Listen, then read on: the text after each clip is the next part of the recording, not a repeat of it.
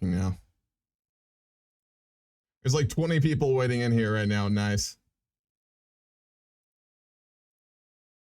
All right, very briefly, before we get going, let me make sure everything is working. My voice is working. Audio is on. CK3, not Stellaris. Alrighty, folks, today we are going to be playing some Game of Thrones multiplayer roleplay. After the lovely 15 minutes I got as Aerys Targaryen, we're looking to hopefully survive a little bit longer today. We are playing currently as Aegon Blackfyre. The Blackfyres are an offshoot of the Targaryens in Game of Thrones.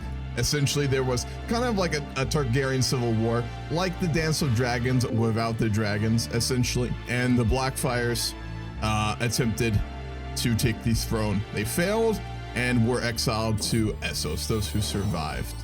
And there were 4 attempted Blackfyre invasions already in the history of A Song of Ice and Fire and Game of Thrones. All of them failed. So we're not walking into this with a lot of with a history of success, but that's fine. One moment, I want to change this. I'm doing it just because. Also, lovely to finally meet you, Murph. Yeah, you too. So, out of roleplay, before we get going, you're playing like, would we be cousins or what would it be? Let's get this officially correct what it is. So we share a great grandparent. That would make us second cousins. Okay. Not even once removed. We're straight second cousins. So King Daemon had Aegor, who is your grandfather, and he had Aenys, who is my grandfather. Aenys had, that is a really, I hope I'm saying that correctly because it sounds bad. His son was Daemon Blackfyre, who is one of the people who tried to kind of become the king and was actually beheaded in a duel by Malus. So as far as Daemon, when he took control of the Golden Company, right? Exactly. So Daemon, his grandfather was defeated by Malus. He was a descendant of Malus. He views himself as having no claim on the throne by right of combat, since Malus defeated his, and they were cousins, and he defeated his father. He views himself as, that Malus had the rightful claim, and so he is. Once Aegon rose up, he declared himself for Aegon. Yeah. So out of roleplay, how would our two characters kind of interact? Obviously, we're relatives. I would assume you've also been in the Golden Company for most of your life. Am I correct in that? Yeah, he's old. He's older, so I mean, he's very gregarious. He's brave, but he's very ambitious and authoritative. So up until Aegon's rise, he would have kind of pushed himself to be a very high position. He still believes he should have a high position. He still is high Valyrian, has the blood. So he views himself that he should be honored in a place of honor, but at the same time doesn't view himself as having the right to claim the throne. So, but views himself as the rightful heir until there is a rightful heir. So. Gotcha. Sounds good. So it would be probably pretty close, would have been raised. He may have even been a bit of a mentor perhaps to Aegon in his younger days, given he's that much older. I mean, there's obviously a lot of Blackfyres and Valyrian families in the Golden Company, but given the history of the relation, I mean, obviously. So Malus, I said that Malus was the cousin of Aegon, but I got that wrong. Is it canon that Malus is Aegon's father? Just to check on that. It is in this game. So as of the dynasty, Malus is Aegon's father. Gotcha. So it would be a little complicated given my father killed your father, correct? Yes, but I view it as an honorable duel. I understand how the kind of Blackfyres Targaryens work. So he doesn't hold a grudge necessarily. He never knew his father. He was, born the year after he died, like 5 months afterwards. So he was raised a lot of the ways Dany was raised, right? To like know the lineage, but he never knew anyone. So he doesn't really view that he has any great claim or anything beyond just the claim of being a Blackfyre. Gotcha. So how about we go roleplay wise then? Again, your character was probably a bit of a mentorship figure as Aegon kind of, you know, rose in the Golden Company, probably supported him at some point, right? So they'd have a pretty close bond, family, and obviously similar views on Blackfyres and the Valyrians and all of that. So I made you the marshal, obviously. I think that would make sense given family and all that kind of thing. So we'd be probably very close, and I mean, Aegon would basically be talking to you about anything that we would be doing. Absolutely. Cool. Sounds good. Any other lore or roleplay things that you want to go over here before we start? I don't think so. Unfortunately, I did just pick up Infirm, which is never happening in my test games. So, you know, I just view this as he is older. He does have a wife. She is pregnant, but okay. He didn't have any goals of having. Like, he kind of viewed it as the Blackfyres were gone. But then once Aegon rose up, he's like, okay, I'll help him. And he took a wife and attempted to have a child. But, you know, he is older. He is aging. So he definitely views himself as a, like you said, in that role, but also to serve. So if, you know, whether that is leading armies, if we're going to invade, he'll, you know, always kind of give that advice of we need to expand, we need to get strong, but we need to get allies. So his also, as he ages, if he starts to get weak, he's fine becoming a diplomat and maybe going abroad to spread the word and try to get allies. So he's really open to fill whatever role is needed, and he's always made that very clear. Sounds good. And then on Aegon's behalf, I did a roleplay post and I kind of talked about his general outlook and ambitions. Obviously, I'm going to go with it since we'll switch it to obviously Melis being his father then. Never knew him since obviously he got killed in the War of the Nine Penny Kings. His mother was a pleasure woman from Lys, and he kind of just rose up obviously due to his Valyrian ancestry and then just general capacity. And so he would have come to the head of the Golden Company and led the host after getting given Blackfyre by the company itself. I'm going with they kind of just had it right. After proving himself in combat against the Dothraki and other conflicts like that, that was his ambition for most of his youth. But now that he has that, much like any man who has great ambitions, he finds new ones. So for him, it's two things. One, it will be obviously successfully doing a Blackfyre invasion of Westeros and taking the throne from the Targaryens, but also conquering Essos.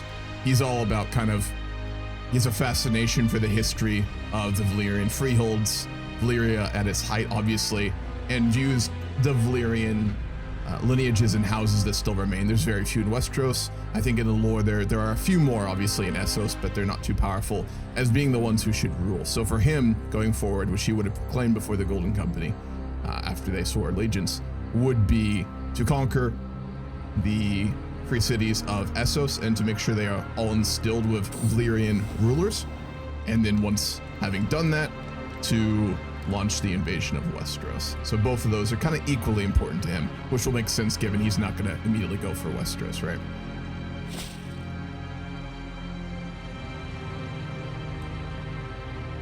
Yeah, that makes sense. And definitely support that from the perspective of it is better for us. You know, we've lost every time we've invaded, and it's always been our folly to assume that the weak lords of Westeros will just rally behind us when they're weak and squabbly, and they would rather have a weak leader on the throne than a strong one, which is kind of, we've always thought they want a strong leader, but they don't. They want a weak leader.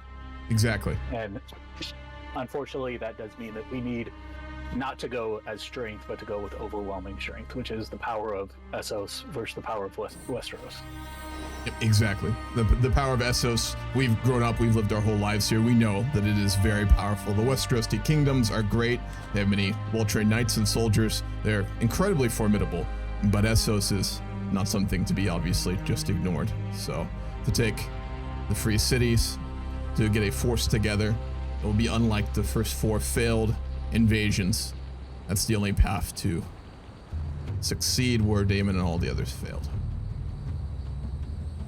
So in that case, I think Damien and then Aegon would both probably see eye to eye on that, and we would be working in conjunction. So. Great. Alrighty, ready to roleplay? Yeah, absolutely. So we'll say this would have been, close to a year maybe or something like that after Aegon would have taken the Golden Company and been proclaimed Blackfyre and haven't been given Blackfyre, and kind of biding their time, training, preparing more forces, expanding the Golden Company. But now we are most certainly ready to start moving forward. So go from there. Just kind of in a war camp discussing together how we're going to proceed.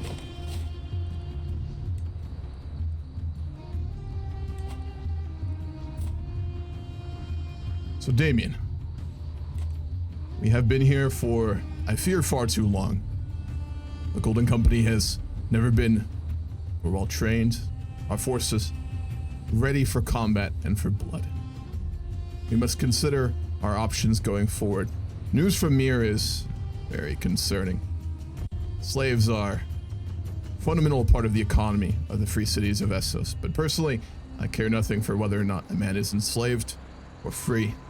They may both serve well. This does create a complicated position. Tyrosh to our south and Mir, they work somewhat in conjunction still. We must decide how to proceed. There must be blood either way. But we must be cautious and careful. Your experience in these matters has always led the Golden Company well. How do you think we should proceed from here?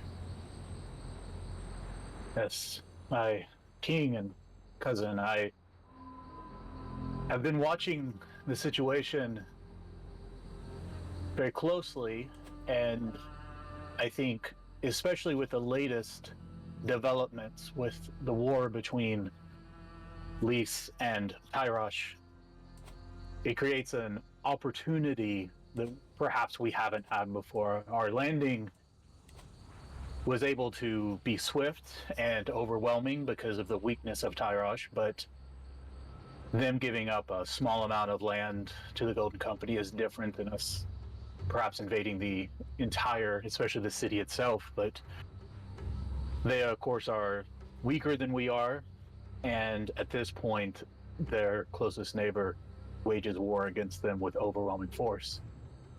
That weakness is something we should take advantage of, and something that would allow us to grow our strength quickly by taking one of the free cities directly and putting it under your direct rule. None could argue the position and power that you deserve. However, there is the other hand, which is, if we make such an attack directly on the city of Tyrosh, Westeros will know, and we perhaps would have to very quickly assuage their fears of a direct invasion. But perhaps biding our time isn't the worst thing. And if we took Tyrosh and then we look to others, Mir itself is weak and constantly becoming weaker. There are so many opportunities that we could take, and I think that perhaps at this time we should launch for Tyrosh. I'm in agreement. There is danger in letting the Westerosis and their weak king know there is another Blackfyre who rules in the realms of the world, but it could be a good thing to our own advantage. There are many lords in Westeros who grow tired of a weak king and want something different. Always, the squabbles of Westeros can be used to one's advantage. And I agree. The news that Mir and Lisa are to work together, we have both served under them many times. They will have the money for other bands of sellswords. None can match our quality, but numbers can win a battle as easy as the bravery and ability of men. I think to take Tyrosh is our only move at present, as a war directly with Mir and Lys would, even if victory come, be at such great cost to those who serve my throne and in the Golden Company that we would recover for years before we would be able to take Westeros. So I think Tyrosh is the only option. My concern is how we would take the city. Mir, Lys, Volantis, they all have great walls. Tyrosh does as well, but it's situation that is the most concerning. We have a great host, but we do not have any great fleet by which to surround them by.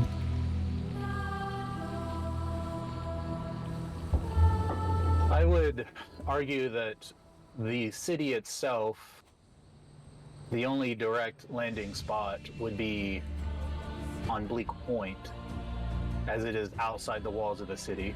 Taking Bleak Point would allow us to set up camp and be able to invade through the Bleeding Bay, directly through the Bleeding Tower.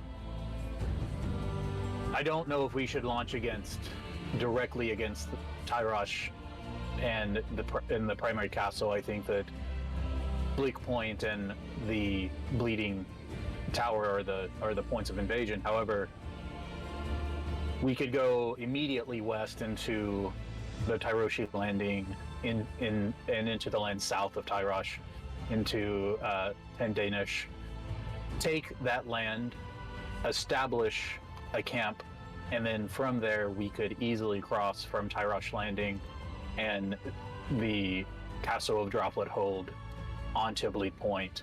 Strategically, that is the only way in.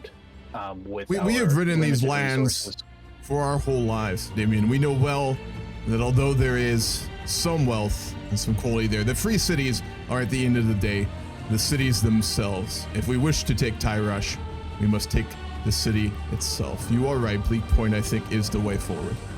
If we were to simply siege out the small cities and holdings to the south, we would find ourselves with plenty of farmable land and plenty of empty land, but nothing more to hold for it. We need the wealth of the city, and we must take it directly, as you say. Do we have the ships to get many of our men to Bleak Point?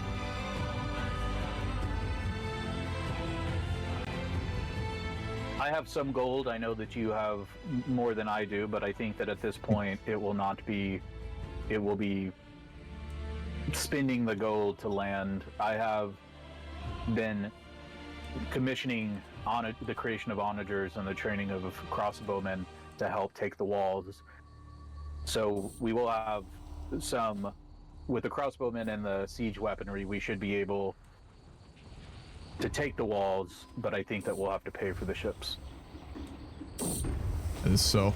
In the future, with the cities underneath us, we will have ships of our own, but for now, we will have to pay for victory. We have spoken much. The men are ready and growing ever restless. This camp is not a capital. Prepare the ships, talk to those who will sell us what we need to cross. We will take Bleak Point, and from there, assault the city itself. This is the beginning of the end of the Targaryens, and the beginning of a new era for Valyria. I'm glad to have you stand with me, cousin. Absolutely. We will not reproduce the errors of our ancestors and fight against one another, but we will stand together to restore the true heirs of Aegon the Conqueror to the throne. Well said. Let us prepare and let us cross. Out of roleplay, I'm going to go ahead and move the force then to Bleak Point. Okay. I will be reinforcing soon. I don't have the main force, of course, but I will be reinforcing a bit. Sounds good.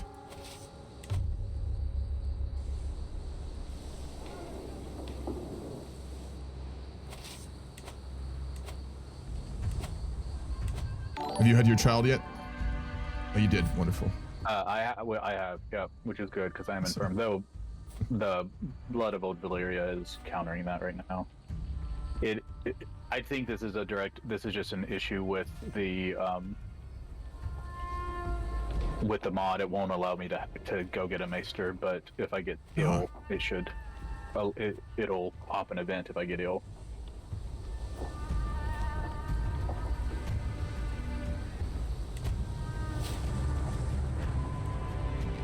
Would the Citadel even send maesters out here? They will, only if you get ill, but they won't. You don't have which I think kind of makes maybe a little bit more sense. Yeah, 100%. That's a bit of a tough ask there.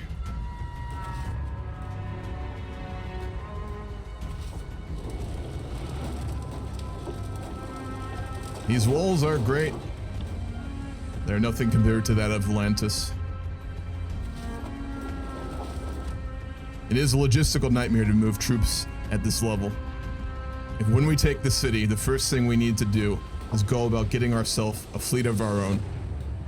that can be for our own uses. I've had reports that a number of the ships that we paid simply took the money and left. It is inefficient to use soldiers in the fleets of others, but that is the price one pays for being a king without a capital in a nation, I suppose. Yes, my own, unfortunately. Moving my troops here emptied my coffers and forced me to borrow some money, but that shall be recovered soon enough. Cousin, worry not. We have the wealth of the Golden Company. The wealth of Tyrosh will be enough to supplant all that we spend, with hope. That is the thing about Essos compared to Westeros. The Westerosi castles, I have heard, are great. The men-at-arms strong, but the wealth of Essos is greater still.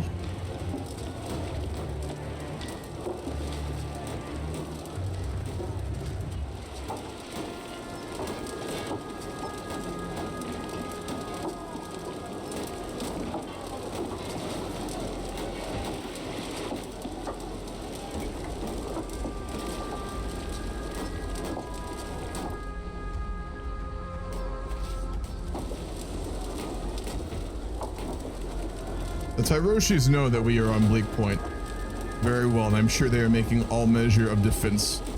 What plan have you for the crossing to the Bleeding Tower? I do not know if our siege weapons would be able to hit the walls on the side of the strait.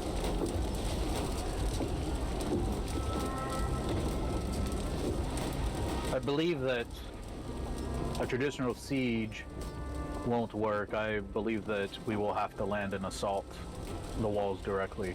We'll lose troops, but it'll allow us to break through the walls quickly. 2,000 men for a city is a fair price to play. I'm sorry?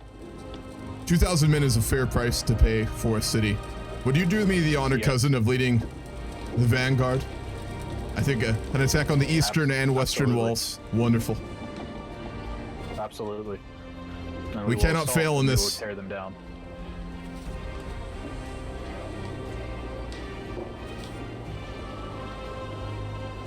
I believe it is simply the garrison we will have to fight. I think that at this point, Tyrosh has no ability to put up any true defense. What men they had, they lost in the south fighting against Lys.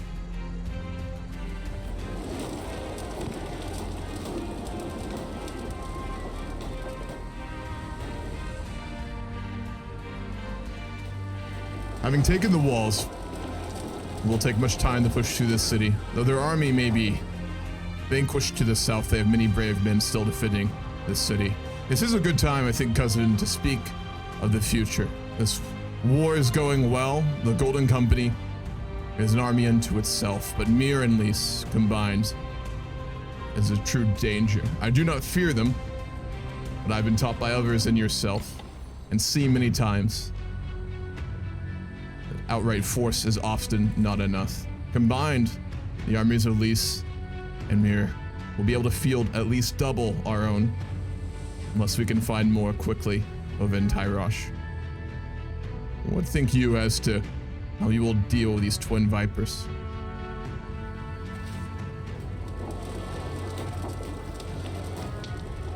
To me, there are two paths forward. One is to continue directly to the use of force against Pentos, who is weaker. However, to think that Pentos would allow us to take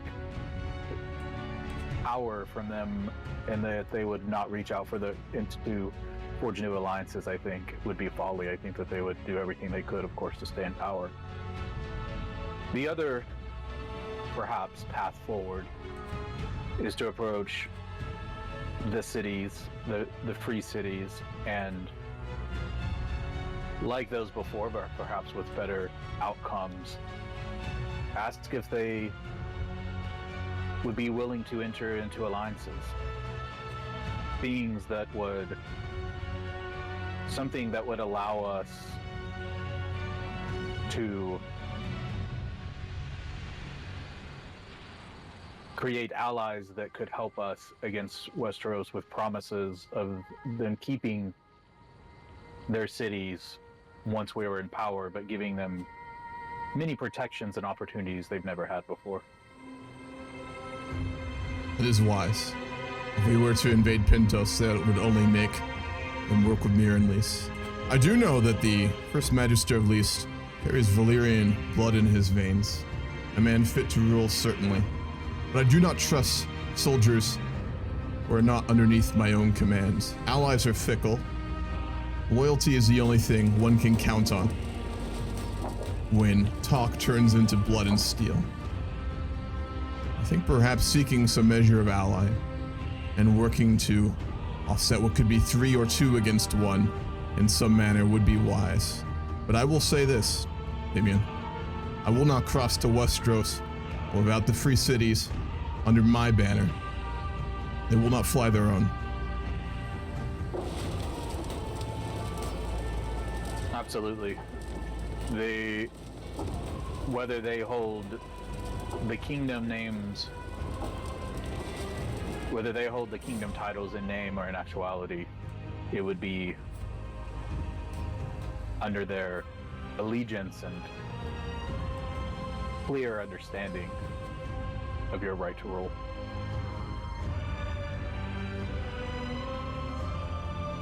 Out of RP, Yes.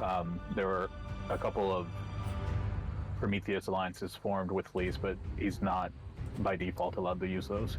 Yeah, Gotcha. it's just to clarify, he did set up marriages with those, but we've clarified those. You know, an actual alliance would need the king's approval. But we ask, can we do them? And then the king can object, which we're gonna say, and then he'll need approval for them to join any war. Okay. Sounds Also, good. I just want to say, how are you 67 years old with a kid? How did you do that? This is unbelievable. Good job, man. Good blood. He Fertile. He Loins. is strong. he did get infirm immediately though, which has not happened in the other playthroughs. I also do have a Yeah, that's son now, Prince unfortunate. Valyrian. He is handsome. I Wonderful. saw. He looks like a good heir. I just got a 2% event to give me strong, so I'm happy. Alright, I shall leave you to your conquering. Good luck. Totally not the real king. Wink. Bye bye. Love you too, Owen.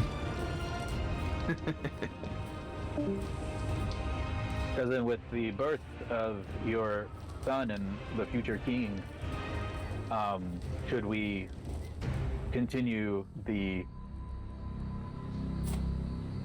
customs that have kept our bloodline pure, and would you be open to betrothing him to my daughter, who is of the same age?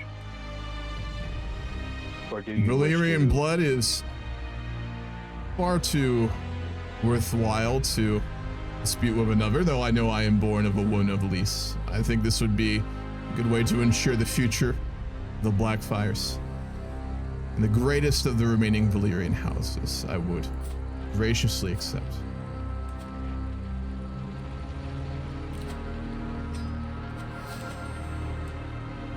I think the play going forward, if and when we take the city, would be to speak in treaties with the First Magister of Lys. I would hope that he would see reason and understand our common heritage and bend the knee to the true king of Westeros and the heir to old Valyria. But if he does not, we could allow him his sovereignty with promises to support us in the invasion of Myr and Pentos, and from there across the sea. And if he goes back on his word or is unwilling to fulfill his promises, we can always take the more costly route in the future. I wonder if after this victory, if we should hold a feast and invite them to starving. that feast to talk about these matters. I think that would be a good idea. If Tyrosh is under our control, you'll have a capital fit for a king, and there a feast to treaties with First Magister tomorrow would give us bearing and distinction, a much more fitting place to treaties of another great leader of Essos compared to a military camp or field. Would you do me the honor when the siege is done to send messengers to Lys and see if he will join us? I trust yes, in your... this feast, would you...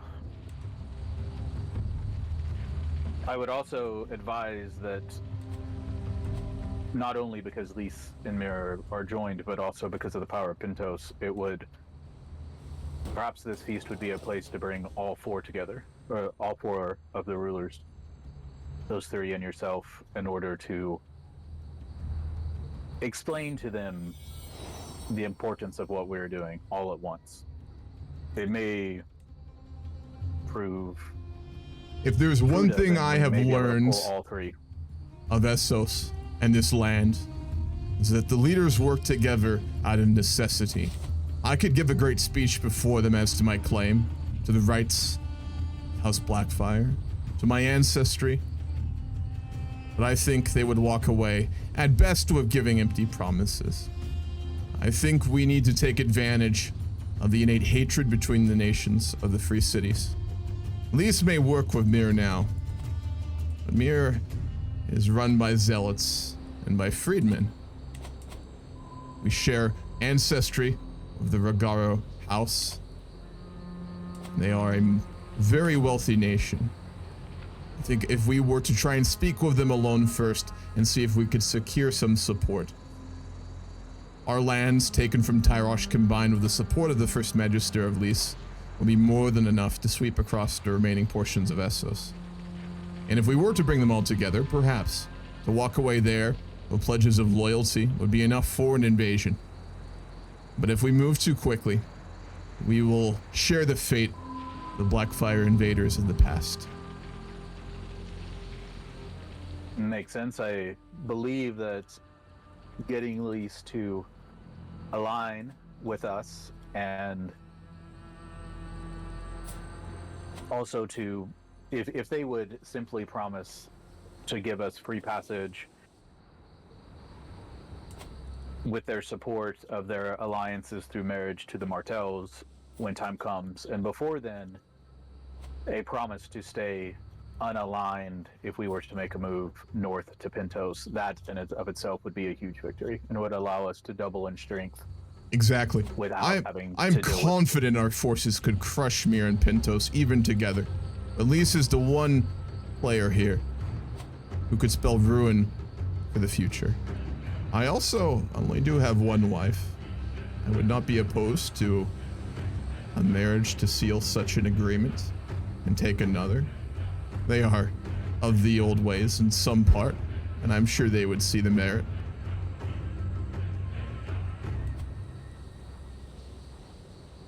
I believe so. It would, of course, better them and help them to do such things.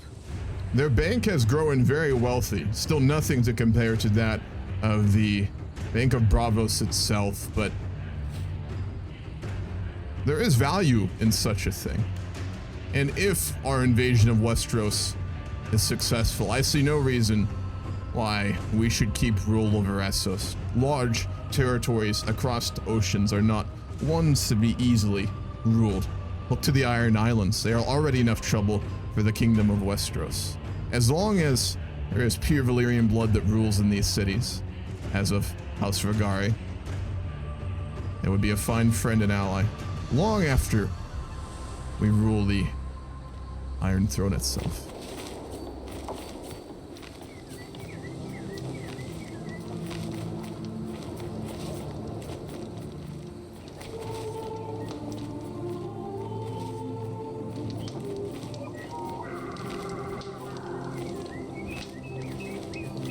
While the city has fallen, of course, it seems that the Archon has fled, and while we had not wanted to do this, it seems that we will have to force the countryside to bend the knee in order to flush him out. You're a proud people.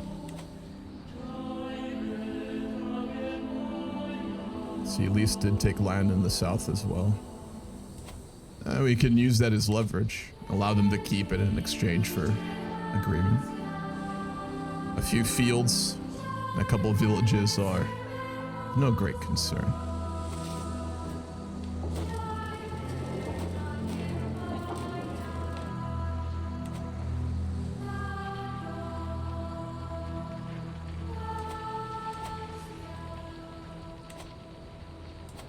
What do you think of the real, or I'm saying it wrong. What do you think of the fire worshippers in the East? I am wary of such extreme zealotry. Their priests and priestesses, I have seen many in my time, and their conviction at times can be very shocking in its intensity. Could be a very dangerous thing, even if we were to conquer Mir, to have such extreme faith in those who would fight for us. A man should fight for a king, not for fire. I believe that this is one of the few things that would help in the conversation with Lise, is the fact that the R'hllor, those who follow R'hllor, and especially that the first Magister of Mir isn't even of the main R'hllor faith, but is of the Lightbringers, who are even more fundamentalist in their views. They cannot be reasoned with. They would rather burn and die than compromise. They view themselves as righteous and all others as evil, and men like that serve no purpose. They see no purpose other than domination and the expansion of their faith. And they will not acknowledge the power of a king unless they believe that that power can further their own religious endeavors. I agree. When we take the city of Mir, it will be difficult to deal with, though. I think that you are right, and that Lise will be much more willing to work with us compared to others. As a zealot can never be a true friend. He does not place his faith in other men, but in things far more distant. I'm not irreligious myself, but we are born to the physical world, and in that we must remain.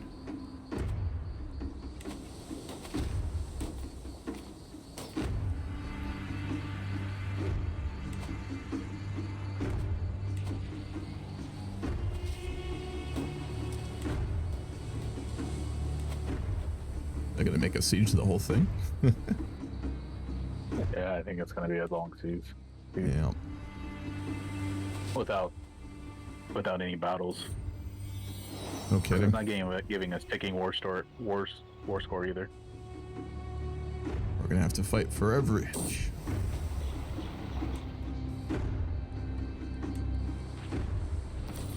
Once the countryside begins to fall, it shouldn't take long. There are not many places they can hide at this point, unless they seek to hide themselves amongst the other free cities. Tyrosh has no friends at this point, I think, but No. we'll burn him out soon enough.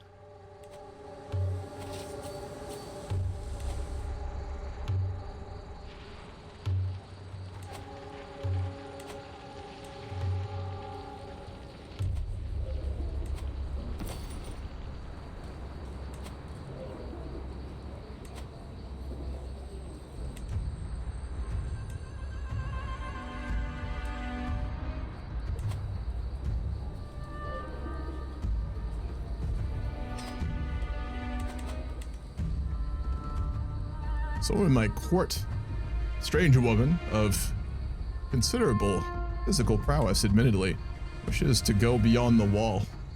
We are still in Essos, and already the men and women of the Golden Company seek adventure far to the north in Westeros. Strange ambition. They are unfortunately very difficult to keep pinned down. They always are looking for something more. I have trust in their loyalty, assuming we find victory. It is unwise and unreasonable to expect all of those who have failed so many times. I know an ironic statement from one of our house, but it is true all the same.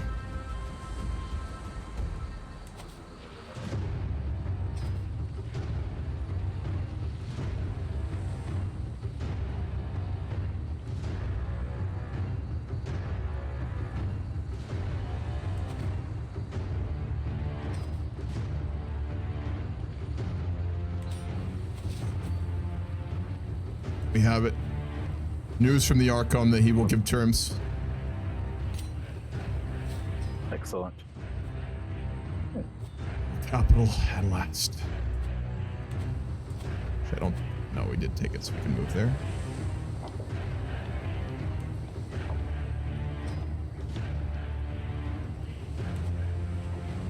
I grant some of these counties really quickly.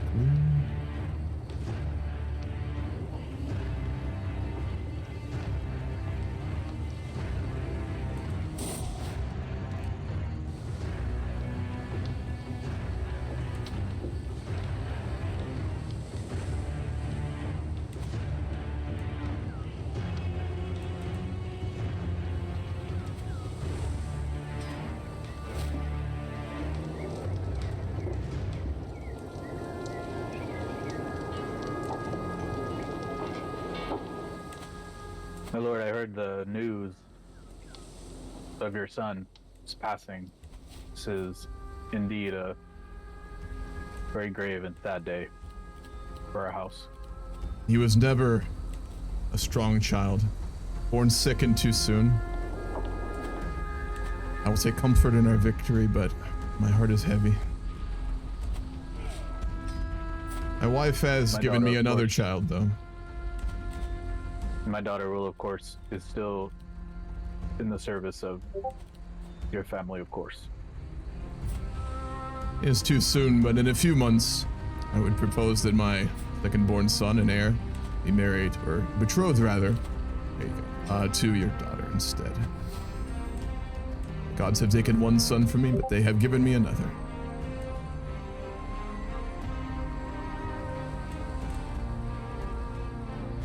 Out of RP, are accolades still bugged for multiplayer? No, they're fine. Okay, cool. On the rules, though, we're not allowed to take gold from the head of faith. Is that correct, or are we? Can we? I don't believe so. I don't think we're allowed to.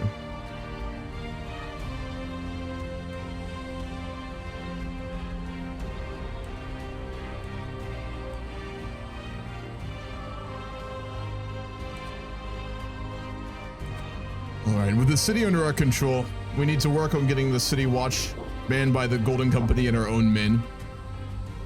Those willing to fight for us within what remains of the Tyroshi forces, we should put underneath our banner, disperse into the regiments of the Golden Company, and prepare for the battles to come. The city has great wealth, but it seems that the Archon has run off with any gold reserves. There were even any to start with. At this point, I think we need to start centralizing control of Tyrosh, get the city under our control, get the lords behind us, make them promises of wealth and keeping land that theirs, and then we must treat east with lease.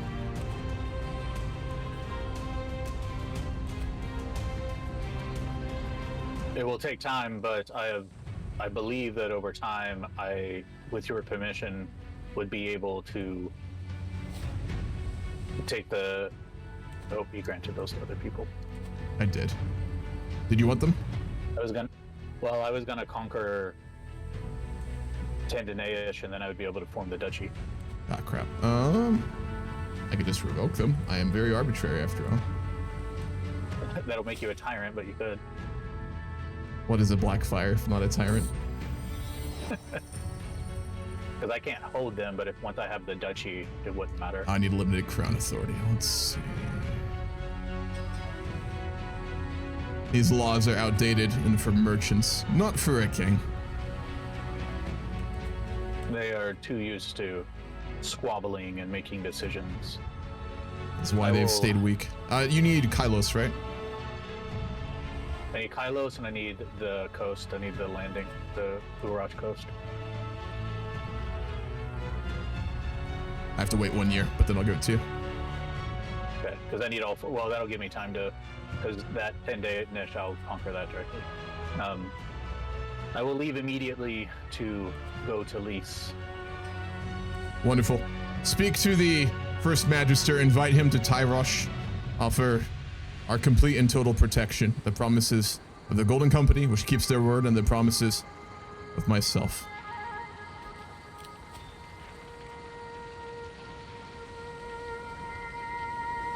Safe travels, cousin. Absolutely. I will be back soon. Take Tyrosh with me and everyone else. The moving of the one-person army. Just me and Mina going to Lys. Hope you don't meet the Dothraki.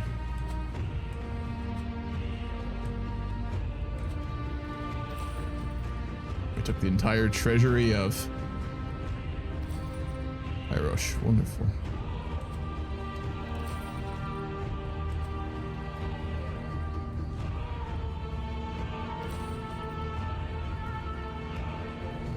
Also, hello everybody. It's a multiplayer roleplay game as always, so I will be very focused on it, especially when I'm roleplaying with other people. So I will do a small stream after this of the grand campaign. Probably won't be too long, unless I'm pretty tired. It's been a long week.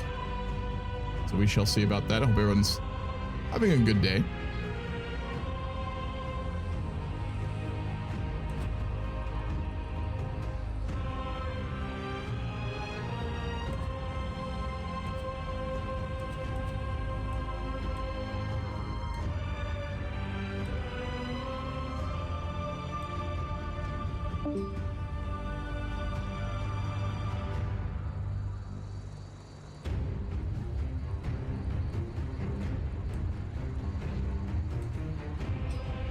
These positions I will have to name. I always found like the upkeep in CK3 for some of these positions to be so absurdly high. I get why, like they give very good bonuses, but it always is a little strange. Shield. Want to make sure that all the bodyguard positions are filled so we have less of a chance of getting murdered. Only get one personal bodyguard, okay.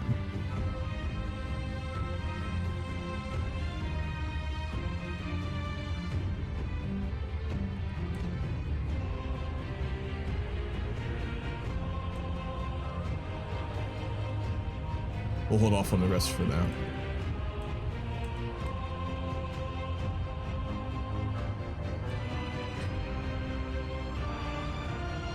Good.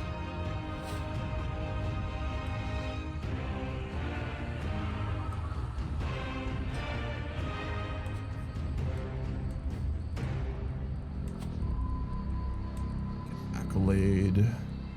Valyria.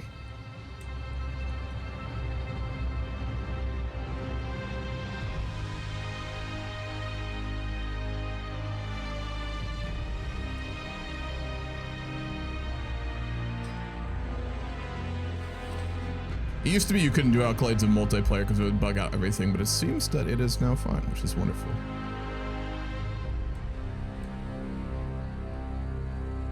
Oh, almost. Get another one in a little bit. It is the Golden Company, so makes sense we would have accolades for some of our greatest knights and positions.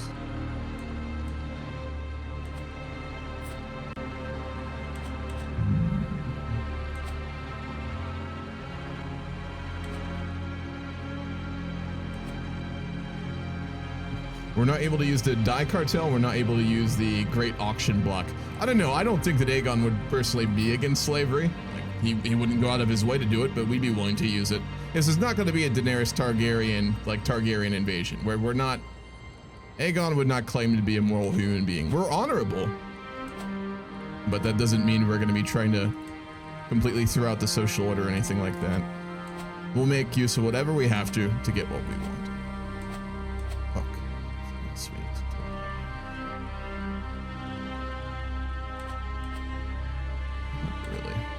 I don't want to spend too much money. This is all the gold we have for quite some time, and we need to launch another war here pretty soon, hopefully against Mir, depending on how talks go at least. So I'm gonna hold on to that.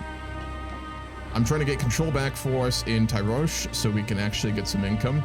Buildings are okay. Village Baker, guild halls, auction block, which we don't get anything from, barracks, and killing fields, and then a dye cartel we don't get anything out of either.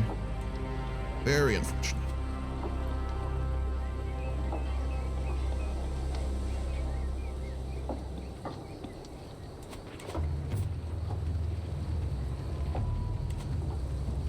I'm going to promote our culture in Tyrosh. Or is it already? Yeah, we can. Okay, we'll try and change it to High Valyrian. That'd take quite a while, though. Yeah, 24 years. We'll take the taxes. Trying to change the culture of one of the free cities would be ridiculously costly and hard roleplay-wise, so we're not going to do that. We'll leave that to the High Valyrian leadership that we leave when we cross for the invasion. Protect our trading fleets in the steppe zones. My lord, I think the young Gale has a lot to learn. She got the opportunity to study under your tutelage. That is the daughter of our cousin, Daemon. Let's offer to tutor her. And the same with our son. We're going to give him, of course, a martial education. We went with strategist, by the way. Strategy lifestyle, strategy focus. Aegon is the lead from the middle type, so we'd be very much focused just on commanding and things like that. Not really even ruling. We have people for that.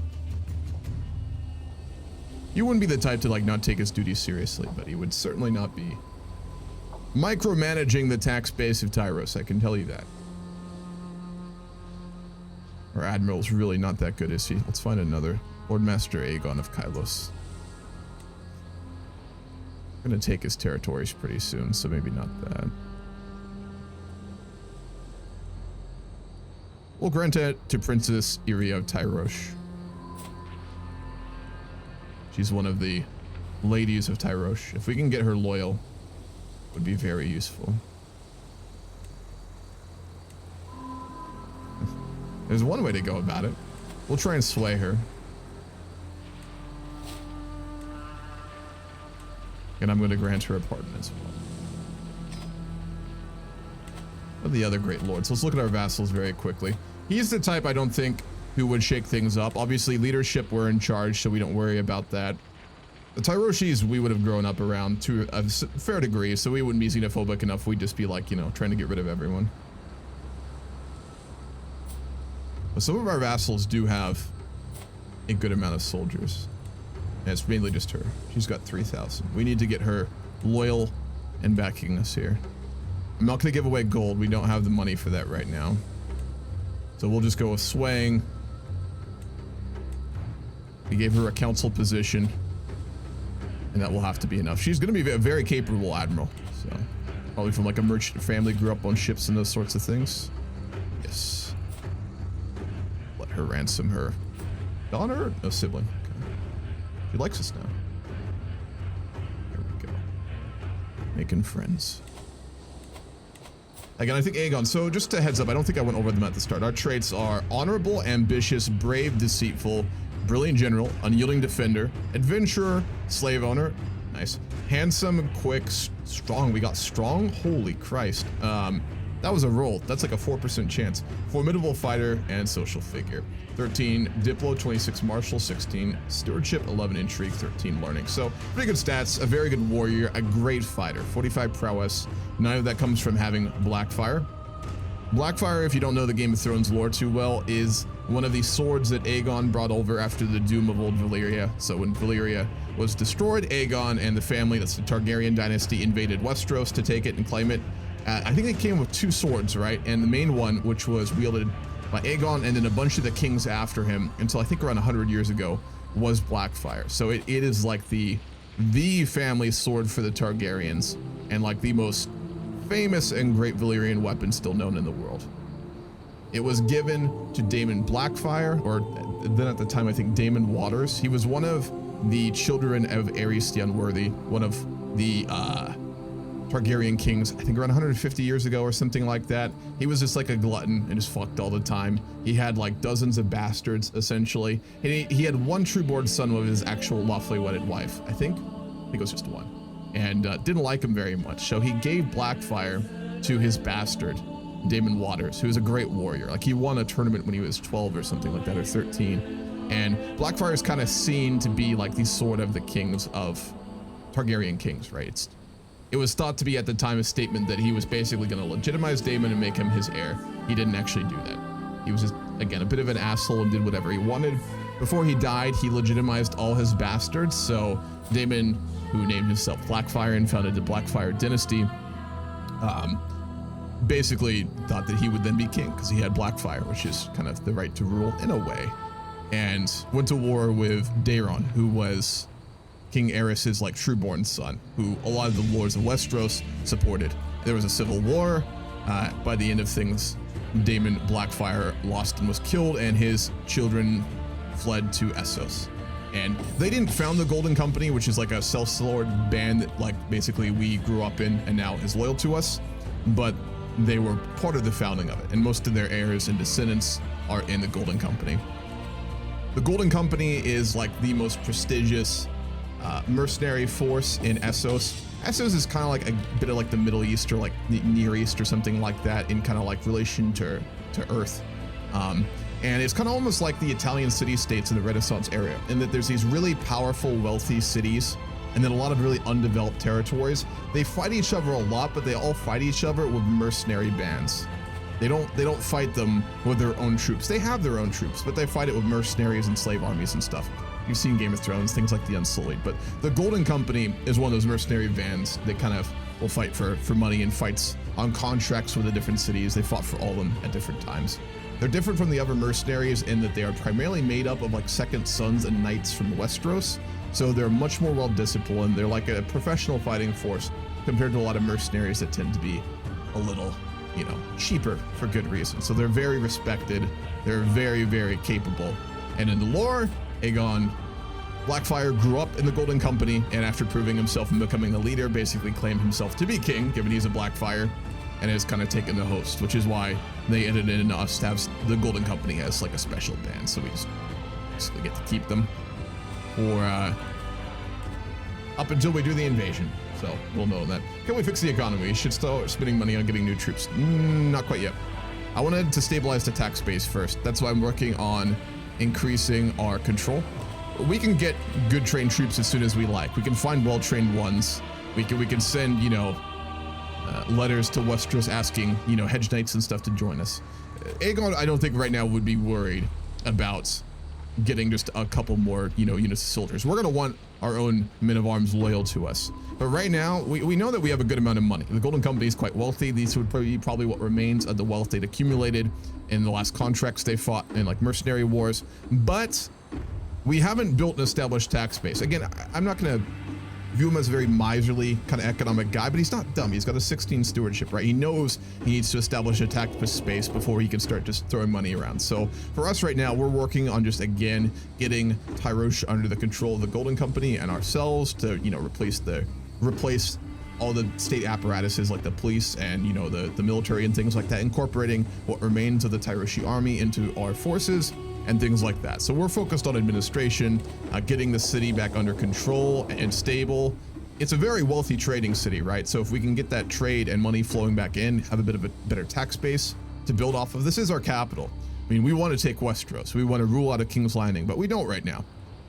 And the way I'm role-playing him is that he knows that there have been 4 failed Blackfyre invasions of Westeros. They've all failed at different levels, right?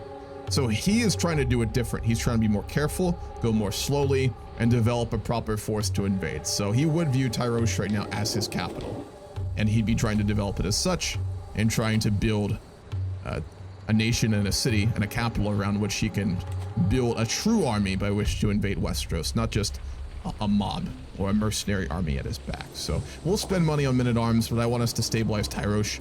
I want control of the city to come back and things like that. It's going to take 12 years to do that. Holy Christ. But we'll spend money before then, but at least get the city a bit more under control for now. And our new and old vassals alike to get on better terms with us. And then we'll start to spend. 1,000 is a lot of gold in terms of Game of Thrones and CK3 in general. We can do a lot with it, certainly, but as you can see from our income, we don't get to replace it very quickly. I have 4 positions currently maintained. I'd like to do more, but I don't want to spend the money. Captain of the Household Guard and Sworn Shields and Personal Champions. Just so, actually, we don't need a Personal Champion. With that, that'll piss him off, but that's fine. He's loyal, and we are a fickle man. Deceitful. We don't have fickle. I was told that he had fickle. I need to get that out of my brain. It changed from fickle to brave. Well, we are deceitful, so. We have Captain of the Household Guard and Sworn Shield to stop any potential assassins, whether they be faceless men from Bravos, paid by the freed slaves of Myr, or whether they come from one of the lords or the king of Westeros. So we need a good guard, which we do have. Our knights are really good. They're really good. These guys are top tier. The greatest of the Golden Company protects King Aegon. And then we have the Caravan Master, because we're probably going to need to travel at some point. What's up, Doll? How you doing? You finally made a new account. Nice. Who is this? One of our guests is trying to fuck us, and we're not going to accept.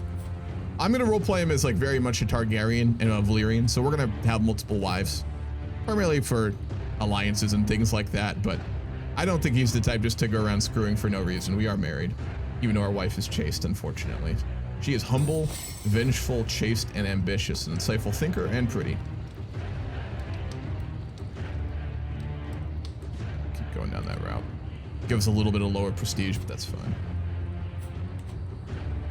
She is our only real powerful vassal, so we need her backing us. Isn't as going as well as I would hope. Our traits clash quite a bit. She has a title claim. That's fine, we can still sway her. We don't need her to love us. We need her to be loyal, or at least to reconsider if she's ever offered the chance to betray us. That's what we need out of her. Intrigue and the Prelude to Invasion. This is a 60-player game, by the way, folks. It is multiplayer. I haven't been in one of these for a while after the Babylon debacle, but we can't just go around murdering people. If this is a single player, I would do it, but since they're players, we need a reason for it. The way we would go about trying to prepare for the invasion of Westeros in Westeros is we're gonna write letters and have meetings and treaties with some of the lords, Lord Paramounts, and see if we can sway a couple of them.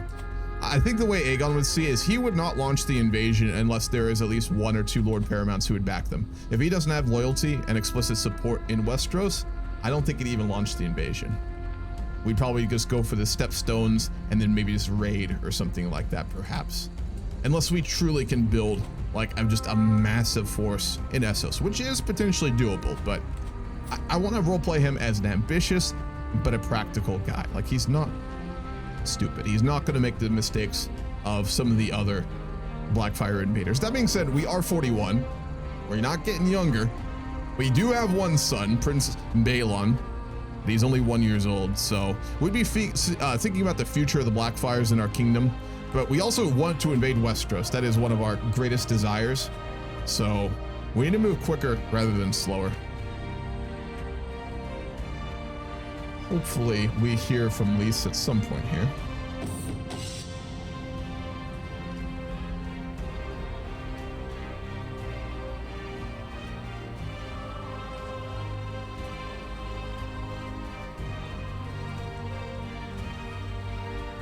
Sweaty's heart, and you need a food. A long day of trading with the troops is coming to an end. As we search for a place to camp, we spot an old and abandoned castle in distance.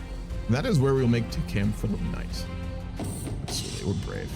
Darkness, dampness, and desolation reign inside the castle, and all traces of life are gone. Peering up the king's stairs, I spot what might be the remnants of lush tapestries and old paintings. I've seen this event so many times in CK3. We're gonna go down. You see only darkness reaching far down into the ground underneath the castle. We are the Black Dragon.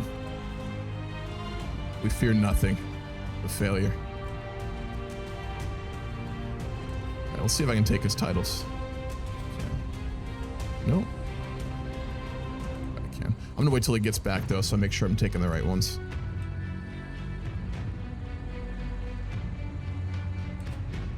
We could change his country.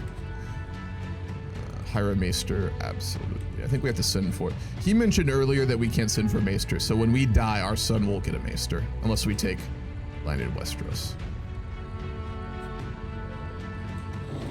Healthy rivalry between meddlesome fighters is to be expected, but the growing discord between Dinio and Byron is souring the mood at court. They're both really capable.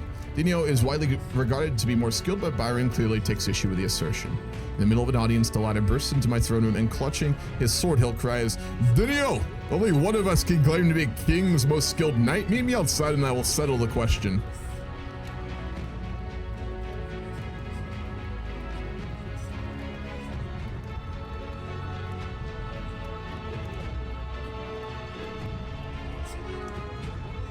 You're on the same side. We understand honor and the need to fight for it. But their primary oath is the one they swore to us. We cannot have our greatest knights and protectors fighting amongst themselves. We cannot afford it.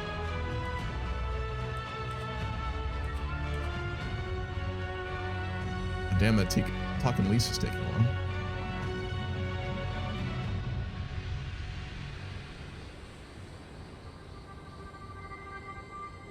Apparently in roleplay, Mir has sworn allegiance to Lys, so we'll have to fight both of them. There's no way around it.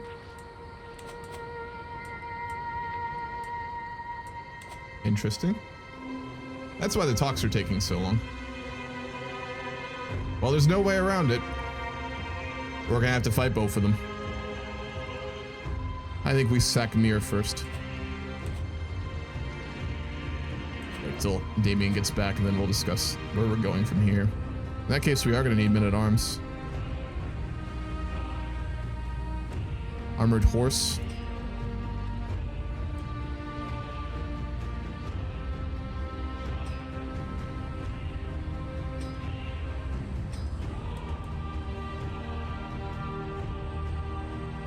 Crossbowmen.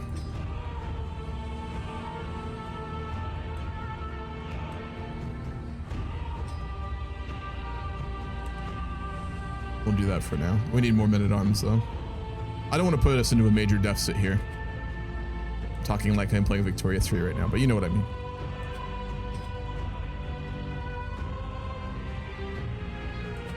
Don't have a wet nurse that we do need, and they're all really bad.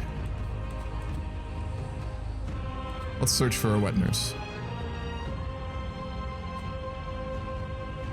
It's raining a lot in New York City. We got hit by like a giant rainstorm yesterday, Paul. Not be a topic, but would you ever play after the end stream? Funny you bring that up.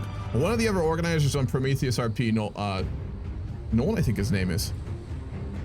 Should know his name. I play Football Manager with him every week. I think his name is always something different. Anyway, one of the organizers in Prometheus wants to host a after the end roleplay game, multiplayer, and I said I'm up for it because that sounds like fun. So yes, short answer.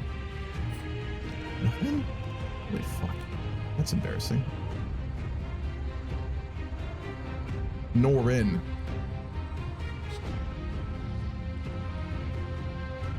Don't mind me, just being a total asshole.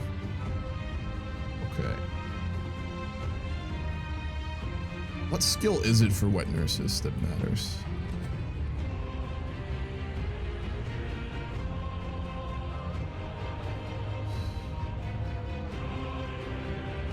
Maybe learning?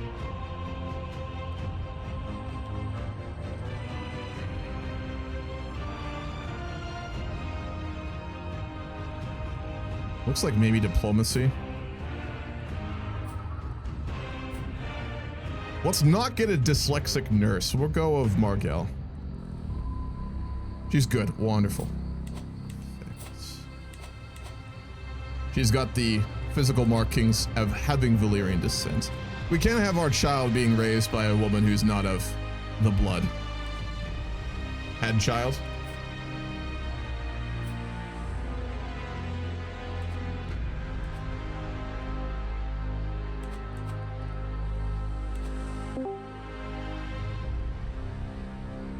Welcome back, cousin. Yes, my trip has been quite fruitful. I have heard rumors that Mir has sworn to Lys. Absolutely. Lys provided aid when Mir had a slave revolt that would have overthrown the ruling family there. The first magister of Mir is now wed to the daughter of the First Magister of Lys and has sworn fealty to Lys. And while Lys says that they are worried of the religious fervor, that Mir will do as they say and owes them a great amount of money. However, Pentos also owes Lys a great amount of money, and they were not willing to sanction an invasion unless a promise was made that once you take the Iron Throne, that a member of the Roger family, a distant relative of the First Magister, would sit upon Pentos, the seat in Pentos, allowing the Roger family to have a stronger position in Essos. You know my opinion on that, cousin. As long as they have the blood of old Valyria, it is only they who should rule in Essos or anywhere else. So I would support this fully.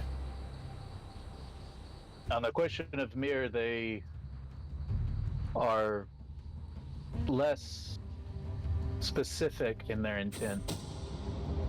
intentions. I suggested that if we revisited this before an invasion, that we would want full support and not promises, and they said that Mir would definitely follow. However, they would rather someone of pure blood sit in Mir as well, and not a Dornishman, but at the same time they feel that Dorne will bend.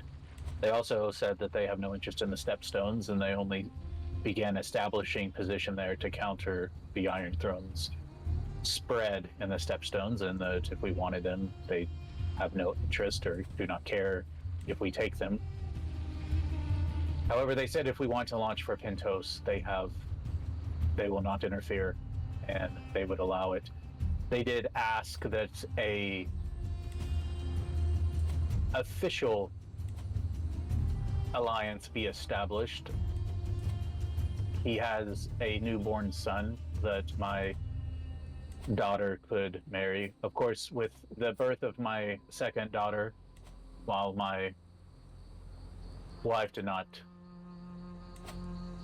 survive the childbirth, unfortunately, I do have a second daughter, and I would offer that my second-born now be wed or be betrothed to your son, and my firstborn be allowed to marry the youngest son of the First Magister of Lys.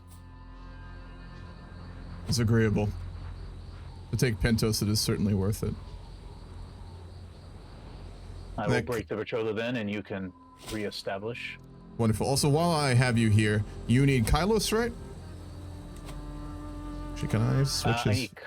I need Kylos, and unfortunately, the lady who was defeated, and now she's under Prince Alaro of Tyrosh, who has the High Lordship of Tyrosh, so I'll have to take it from him. Now, he's pretty weak right now, so I could declare war on him. Alaro, or which one? Sorry. Chat, let me just look at your title. It's the easiest way to do this. Unfortunately, he has a strong alliance. Oh, I see what it is. Okay. You only need 3 out of 5, though, don't you? I need 4. Oh, okay. I need 4. I need 4 of the 5, or 4 of the 6. Tell you what. So I would have to have. Anyway, so let me make these. Also, I saw my traits and I'm not actually fickle, so it might be more roleplay sense for me just to back you to just conquer them one after another. You have claims, right? I'm getting claims now. Okay, good. Yeah, we'll do it that way. Because I think his fickle got changed to brave, so I noticed that. In that case, let's send word to Lys immediately that we will sail on Pentos. I will accept their terms as they are given, as long as they do not interfere. I'm growing no younger, cousin, nor are you. I think that we must make haste and prepare the invasion immediately. Why did I just lose 900 gold?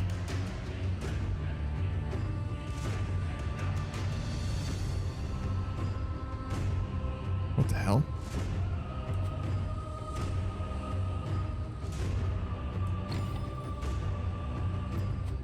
Because of men-at-arms. Unfortunate. Okay. I forget that it takes gold. I thought that it's just maintenance. You're right, Johnny, completely right. Worth it still. We'll need this crossbowman and we'll need the armored horseman, but I'll make this a bit more difficult for a while. We have income now. The big thing is that we needed to have territory that would give us income, and Pentos is very wealthy as well, so it'll be fine. Can you tell I haven't played CK3 in a few months?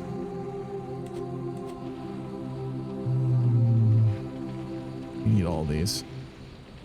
I don't want to piss off my men-at-arms like my bodyguards even more, so we'll just keep it as it is. Slow income, but we have enough to fight in Pentos. And then from there, we'll have a larger tax base and we'll be fine. Out of roleplay, we're gonna fuck up Mir. I'm not explicitly opposed to lease, like remaining independent, but like till after roleplay basically bend the knee. But Mir, we are not walking into Westeros until Mir is under our control. I think I'm gonna grant Damien the city of Mir as well, or possibly move my capital Mir and then give him Tyrosh. But either way, the way I think I'm gonna have Aegon kind of roleplay his plans is that he wants to leave Damien's contingent of the Blackfyre family in Essos, like ruling one of these realms. So I think that's how we're gonna go about it. Trade nodes might be coming to CK3. Thank God. It needs an economic rework so bad. I know this isn't Vic 3, right? But like CK3 is almost as bad as Hoi 4 and just like completely not having anything economic. And I know some people don't want that, and this is a game about dynasties and stuff, but like still, it's so important. Trade nodes and then like an actual economic system that isn't, I build a temple. I click the button with the gold. All right, we're just kind of waiting. I'm going to launch the invasion, given that they have already said that they... Yeah, and we've closed the alliance. I am allied to them. All right, let's do it.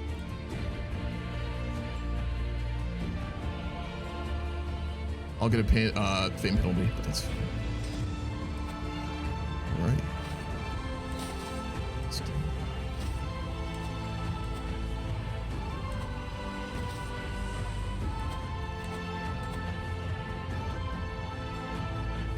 Pentos really does not have a big army. It's so strange.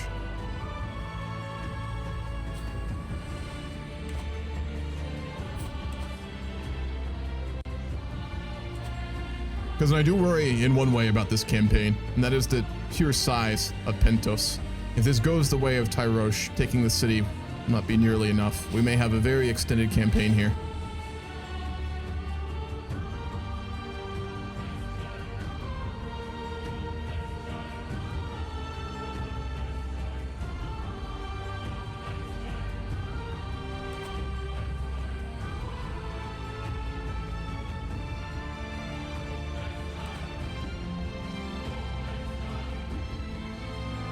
Are you landing directly on Pentos?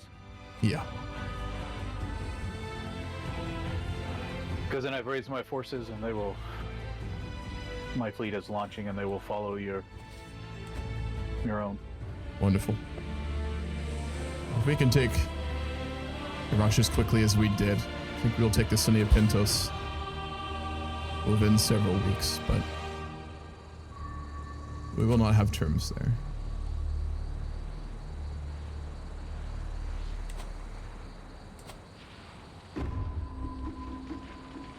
I will say one thing as well, Damien, and that is I will not sail to Westeros without at least Mir underneath our banner. This is a tricky situation with the diplomacy. I do have a respect for Lys. It is the land of my mother's birth. It is ruled by another Valyrian family, but we cannot have fire worshippers at our back when we cross the ocean.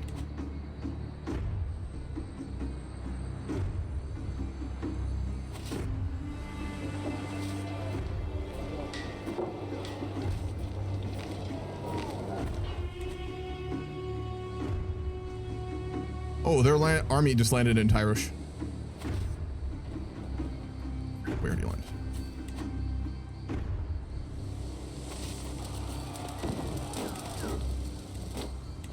Our walls are strong. They are.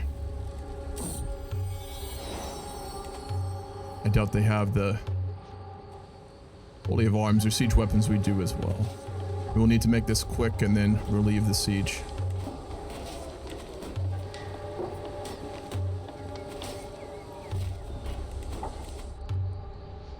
wish me to sail back or to continue to lay siege here? We'll take their realm. I think we have time. Your forces alone, I do not know if they could deal with them. As you said, the walls are strong. We have time. Yeah, my army could not take theirs. I do not believe. I've built a force to. You just gave terms. Not to fight an open. Is it a player? It's a player. It is a player. Yeah. Wow. Oh, we need to do some RP. Where's he at?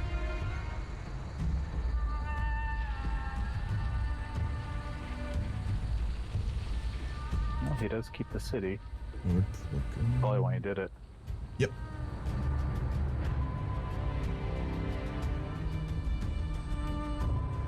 You see him in any of the channels?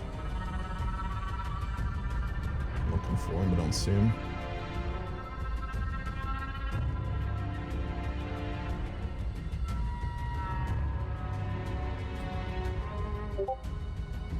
Faction created. Those AI.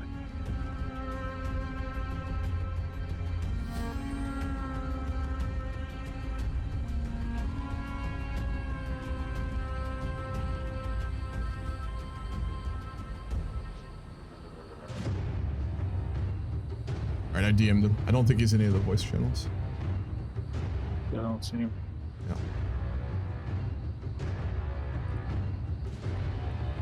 That was Westeros, most unexpected. Westeros definitely will. They'll have their heads up now. We're a little noticeable now, I have to say. The bright color and the all the red. We don't have claims on the stepstones.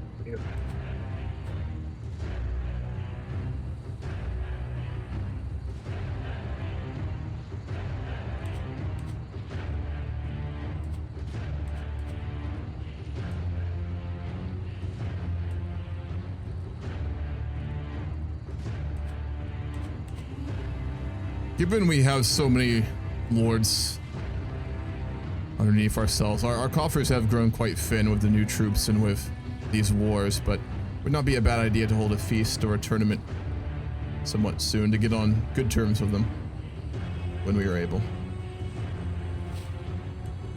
We have a lot of wealth that is now coming in from Pentos.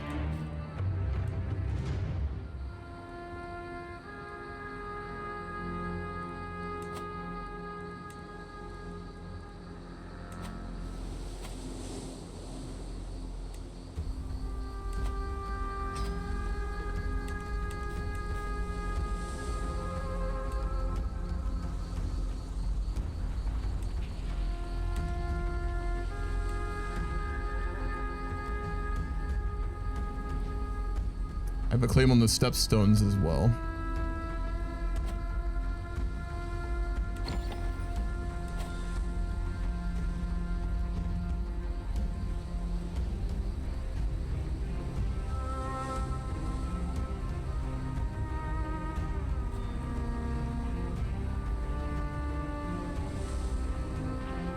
I don't see that in your claims.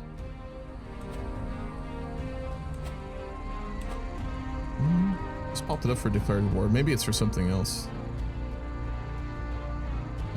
Pirate Queen. Oh yeah, it's all free slaves. It's just to, like, raid. Yeah.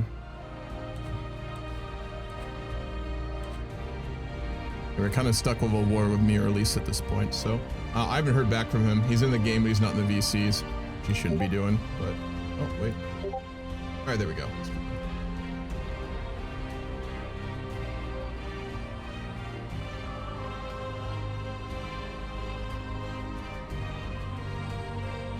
Valyria is over here. It's not in the game at present. They added Essos with the mod, which is really cool, or part of it, but Valyria is over here.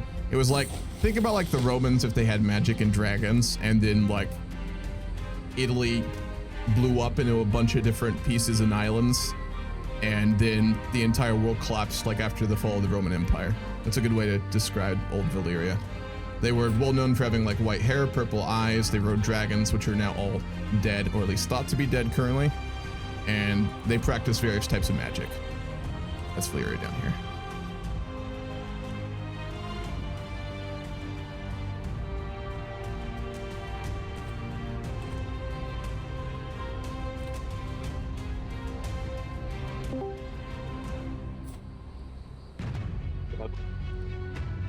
Hello there. Yeah, you just conquered me, didn't you? Well met. You chose not to fight after our landing in Pentos, I see, Lord Pergonia. Oh, well, I have other plans. Is there anything you can do to fix your mic by chance? Because it sounds extremely robotic. Robotic? Hold on. Yeah, it's like very crackly. Extremely crackly. I don't know if it's just me. Is it working now? Yeah, there we go. Awesome. Okay, it's good, man. So yeah, I have other plans actually. I have a plan for you. A plan? What do you propose? Well, I propose that you revoke the title from the current leader of Pentos and give it to someone from the house of Rogari, or whatever it's called, from the list. I have already promised to do this, but it will be after the invasion of Westeros, not before. And why do you seek to give up your own title?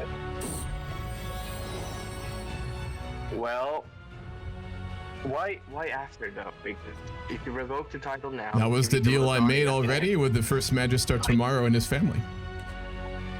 Yes, well, I'm representing a member of his family right now. Wonderful. But as I said, I am a man of my word. The Golden Company honors the deals it makes, and I have already made a deal for the title you speak of. And I do not wish Okay, can nor you- plan to renegotiate it. Okay, I will go discuss it. Give me 5 minutes, okay? Not quite yet. You have bent your knee Not to me, quite. but I want to make sure that you understand the future. Pentos is now under the Can you give me control 5 of the Black I know, Dragon. Listen, give me 5 minutes. I have something to do, IRL. Oh, okay, yeah. You're fine, man. Okay. Yep.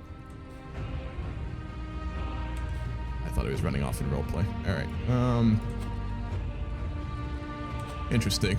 Already trying to renegotiate things. Cousin, I was correct in that. We agreed to give them Pentos after the war. Yes, I was very clear that we needed that an invasion through Dragonstone and to King's Landing would need to come out of they would need to come out of Pentos. That's the best place to launch from. Absolutely. And Good. Lise was in agreement. I think we now need to discuss the matter of Mir and Lise. I do like the agreement with First Magister tomorrow and his house. They seem capable. But as I said before, we cannot have zealots to our back. How should we go about dealing with Mir? I would, frankly, like to keep our alliance with Lise. But we cannot simply have Mir be a vassal. It must be underneath our banner. I think it would be a gamble, but this may be the moment in which we need to take really our first gamble. If we were to launch on Mir, I could call upon Lise to fulfill the alliance, and then they would have to make a decision. Oh, I see that they're no longer sworn to them. Is that roleplay or? Okay. So, if you hand over the title to House Rogari, I will fight under you. I think there's Whatever been you a want bit to of a do. misunderstanding here, Lord Pergonio. No. You gave terms, No, there has. and you are now underneath my rule. You do not get to negotiate with your sovereign. Well, I can actually. Careful. I am not like some of my Well, you ancestors. I am a reasonable man. I understand. But So think very clearly before you speak again. I will fight under you. You already will fight But- under me. You're not going to negotiate that.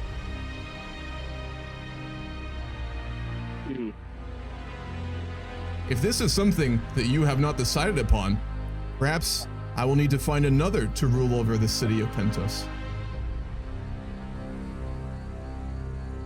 And this Well, time, you see- I will sack the city beforehand. I left it in good condition. You gave good terms. But you are now sworn to me. and a sovereign should not have to tell his vassal what he is. Well, you see, I have a deal with the Magister of Lit. And the deal states, Pentos, the city, and the duchy around it belong to him due to him funding my family for centuries. So that means he owns that land. Cousin, do I misunderstand this circumstance? Yeah, no. Let me interrupt you, Lord.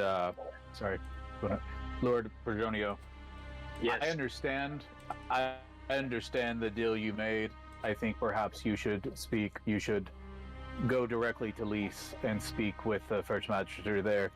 He has given up any claim to your lands.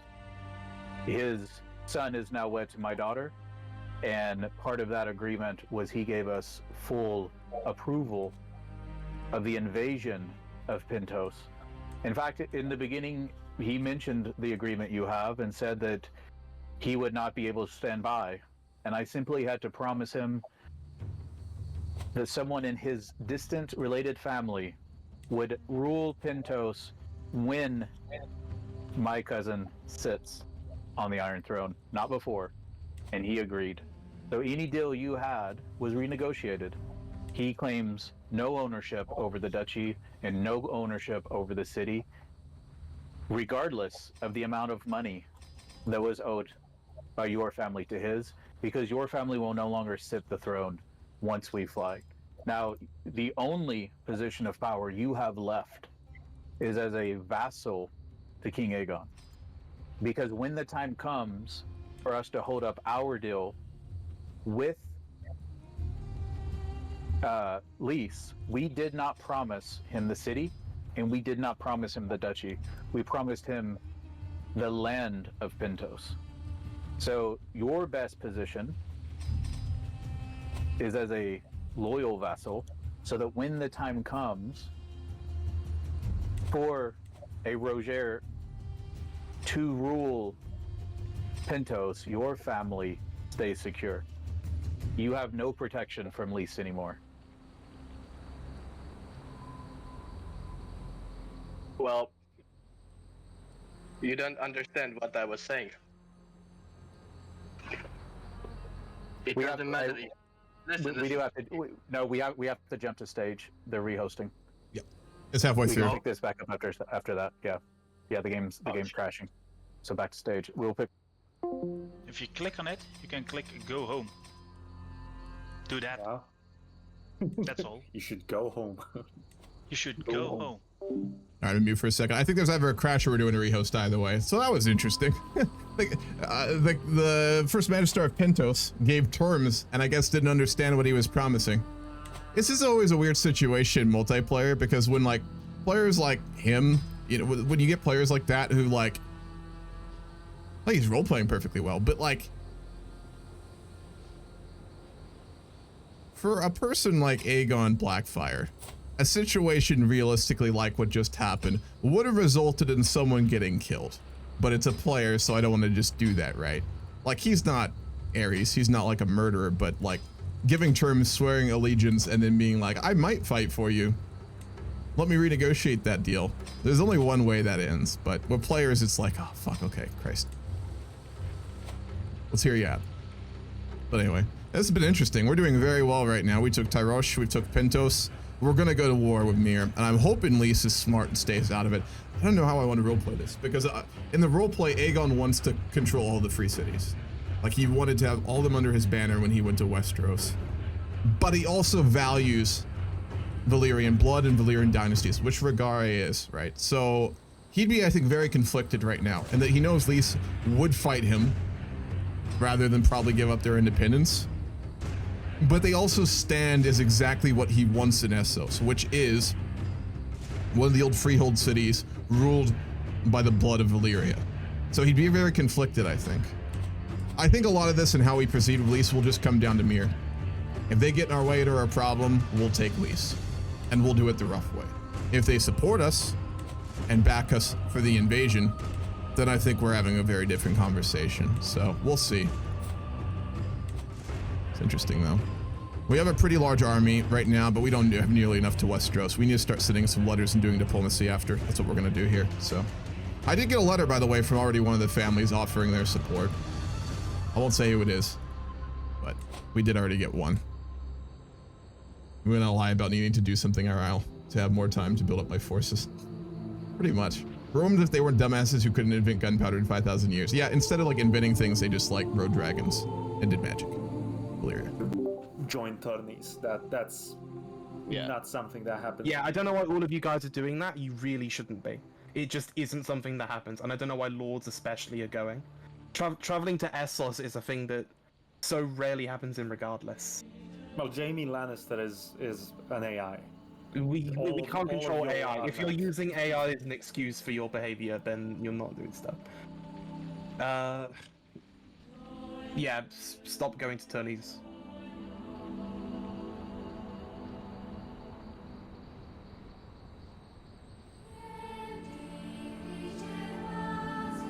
Well, Franklin is a wandering maniac anyway, so that's fine. Yes, the game's rehosted. All right. When I get in the main menu, I'm gonna join the game, and then I'm gonna run to the bathroom really quickly.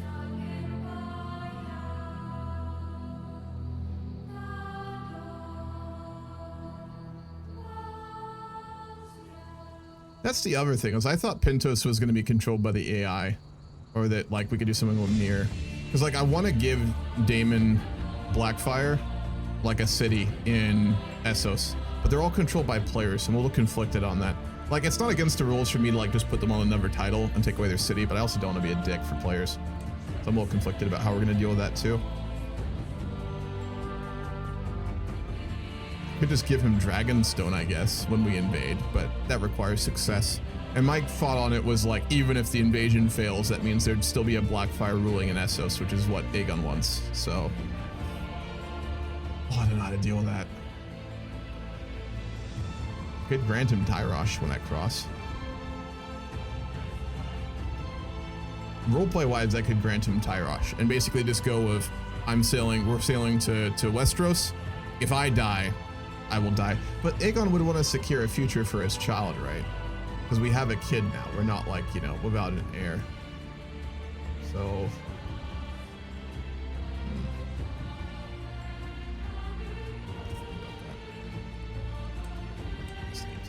All right, I'm gonna run to the bathroom. I'll be back in just a few.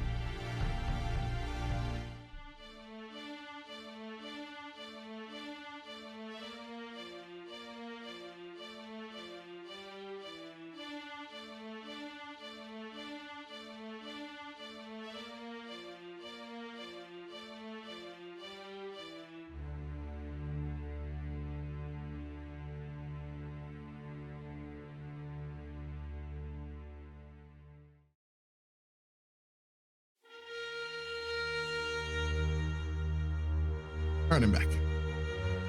So something cool happened this week. It's been pretty interesting. What's up, Haggy? How you doing? So y'all know I've been substituting teaching for like 4 months now, something like that. I really like it. It's a fun job. School I mainly sub at is really cool. But there was kind of unfortunate circumstance that happened with one of the math teachers where they basically couldn't teach the rest of the year. There's like 9 weeks of school left, something like that. And I got asked to like full-time sub for the rest of the year, which is pretty cool. So I get like constant work, which is very nice, and it pays better. But I also get to teach. Up till now, like with substitute teaching, like you get to do a little bit every once in a while, but I'm gonna be honest, most of the time I'm just reading like history books or like, you know, chilling, reading books, making sure they don't murder each other. It's the main thing.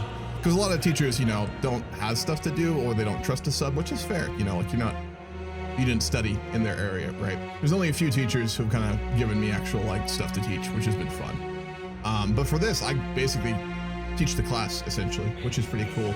So I'm teaching like 5 periods of geometry and then a period of calculus, which is pretty fun. I was never amazing at math, like I wasn't bad at it, but I wasn't like fantastic with it.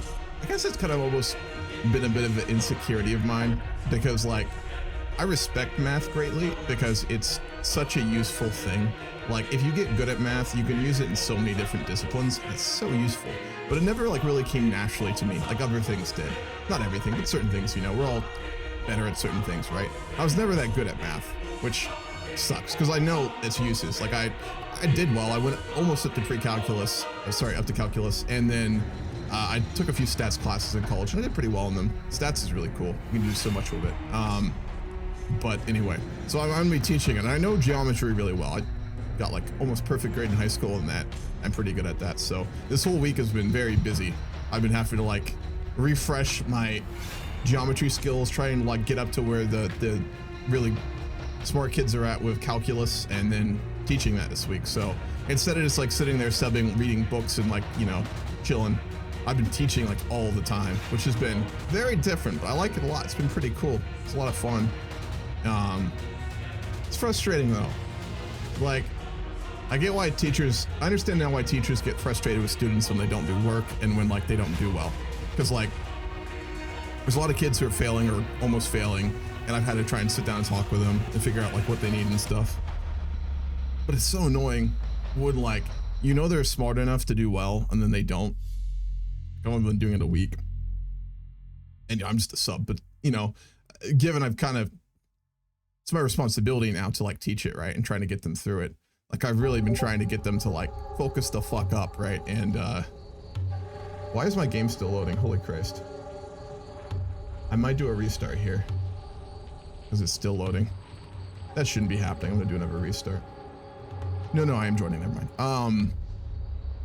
But it's really frustrating because I try to talk to some of them who are like at risk of failing. And a few of them are like, I'm gonna tutor some of them and stuff like that, and like they're gonna actually try, but some of them don't. It's like, god damn, you're shooting yourself in the leg. Like, why are you doing that? You're gonna have to do summer school or you're gonna have to make the class up, and it's just such a pain in the ass. But I had a few classes in high school I just didn't give a fuck in. I got really low grades, but I passed. And I remember a couple of my teachers got really frustrated with me, and I was like, how do you give a shit? Like, you know, I want to pass the class. And I get it now. It's like, Jesus fuck, you're not stupid. You can do well. Why aren't you trying to do it? It's so annoying. But anyway, I've been really enjoying that. It's been pretty cool. It was a lot better too, which is awesome. I think I mentioned before last stream, I'm going back to school in the fall. I'm moving as well. So I'm gonna complete my bachelor's and I want to go beyond that. So I want to at least get a master's. And it'd be nice to have some money saved up for that, which is gonna be cool. But holy fuck, it is frustrating. I'd said before to my aunt, because we talked a bunch about things. She's a school teacher. I sub at the school she works at. She's an art teacher. Very good. Very talented. And she's trying to convince me to teach high school. I'm like, I can't teach high school. Well, I don't want to. Because it's too frustrating, and the kids don't care. I'd love to teach college or something like that. I don't know if I have the skills for it, but I may see if I can try and do that. Like, I now know for certain I can't teach high school. It would drive me crazy. Not for like, you know, I don't mind like the early fucking hours, which I hate. I can do that. I don't mind. The workload's not too bad. It's just like year after year getting kids who like the system has so clearly failed and who like you try and get to like work and care and then they don't, that would drive me crazy. I couldn't do that. There's no way. I would go mad. I know that for sure now. But I also figured out I like actually teaching. I really enjoy it a lot. It's really fun when like people give a fuck and they try and learn, and they learn, and you can see it. There's like a look in their eyes when like they figure shit out. That shit's fun. It's cool to see that. So that's been really interesting. Completely out of the blue, didn't expect that to happen, but kind of a cool thing happening. It's incredibly useful to understanding the world around you, as it's also a component of many sciences, but a fair chunk of it's like extremely situational. True. But basic math skills for certain things are just so useful. Like algebra, you'll use that your whole life. Geometry is a little more iffy. It's useful if you're doing like home repairs. There's a bunch of things you can do with it, but you know, those are all skill sets you need, right? Public education, K-12, it's supposed to teach you skills you can use throughout your life that don't go too deep in any one area, right? A mild holistic education, like lesser version of your bachelor's degree, right? Not expertise, understanding across a wide variety of useful topics.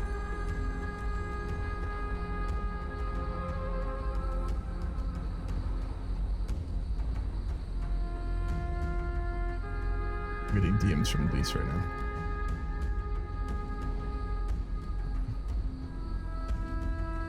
But that's been cool.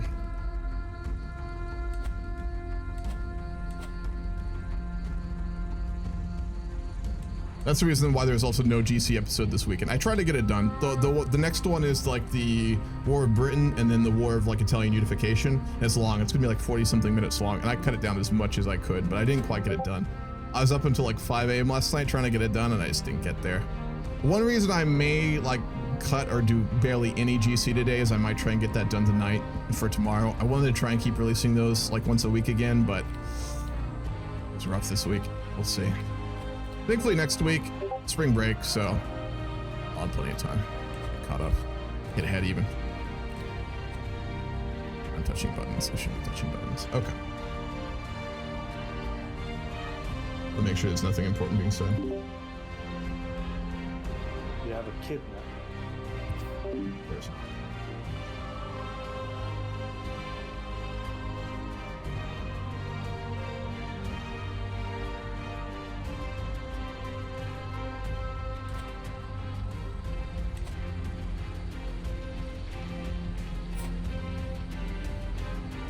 He's only 43.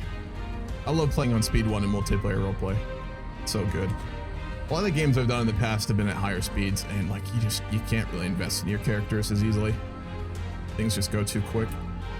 But when you have like a giant 60-player game like this, it's so much easier to go on speed 1 because there's a lot going on. But we're a little bit isolated. Like if we were in Westeros right now, we'd be just in like 100 GC calls in a row. But so it's basically anyone we're talking to is either at sword point or being conquered. It's a little less often. But yeah, when we get back in, we're gonna go to Warmere. 100%. I may not even talk to Lise. Well, I'm gonna talk to Damien Murphy about what we want to do with that. But I think my plan for this, what Aegon will probably do, is we're gonna ask for forgiveness rather than ask for permission. We're gonna go in, and we'll say to Lise, you know, hey, we don't intend to conquer you after, but you get in our way, we'll have to fight you. So I think that's how we go about this.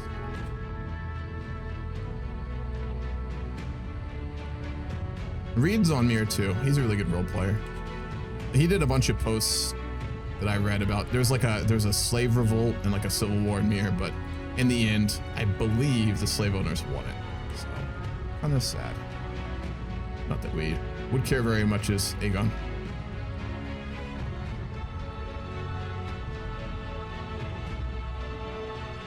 Let's see if I can find another soundtrack. This is a Marine one, but it's a little too dramatic.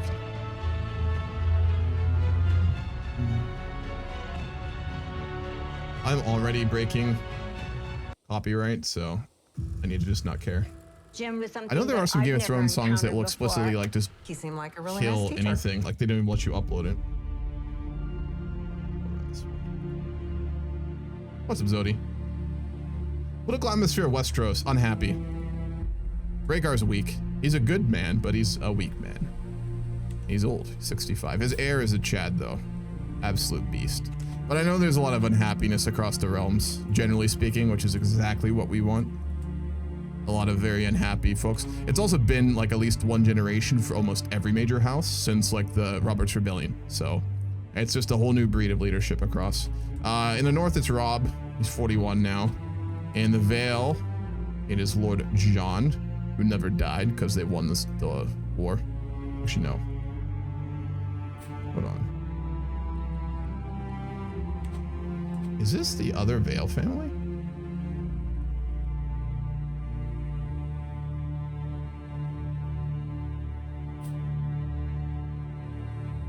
The Errands of the Moongate are ruling the Vale now. Wow, okay, interesting. Riverlands still under Edmure Tully. Lord Tyrosh Lannister.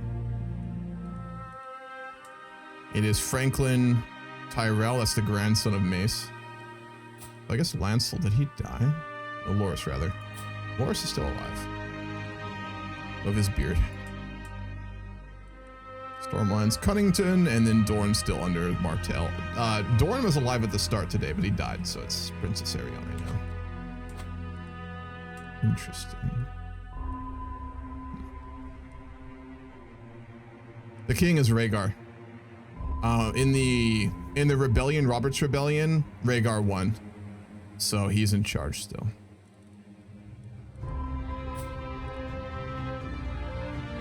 Yeah, the rebellion failed. It was pretty wild. The rebels had it for a minute, but it turned back around.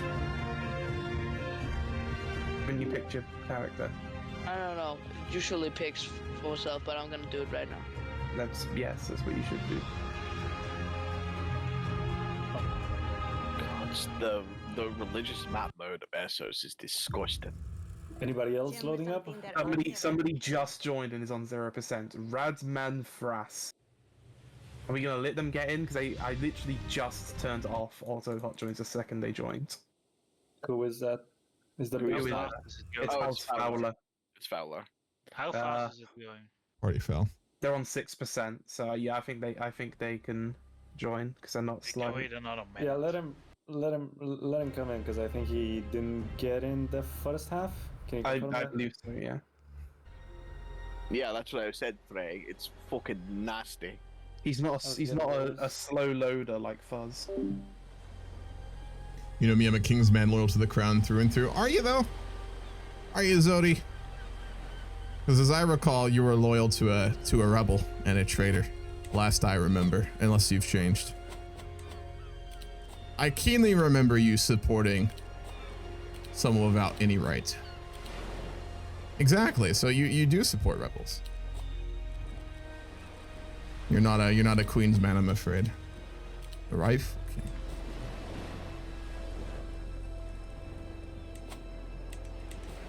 All right, we still do have someone loading in, so I'm not going to press any buttons here. I really want to, but I'm not going to. How you been, man? Been a while. Hope everything is good with you. You're having a good spring. And we're having a couple more cold days here. I thought they were done, but I've thought that like 4 times already this spring. I lived most of my life in California, and in California, not always, but pretty consistently, seasons change like very gradually, and like you know when a season is done. And living in Ohio has just been so disconcerting because you don't know when a season's done. You'll think you know, but you don't know. Succeeded.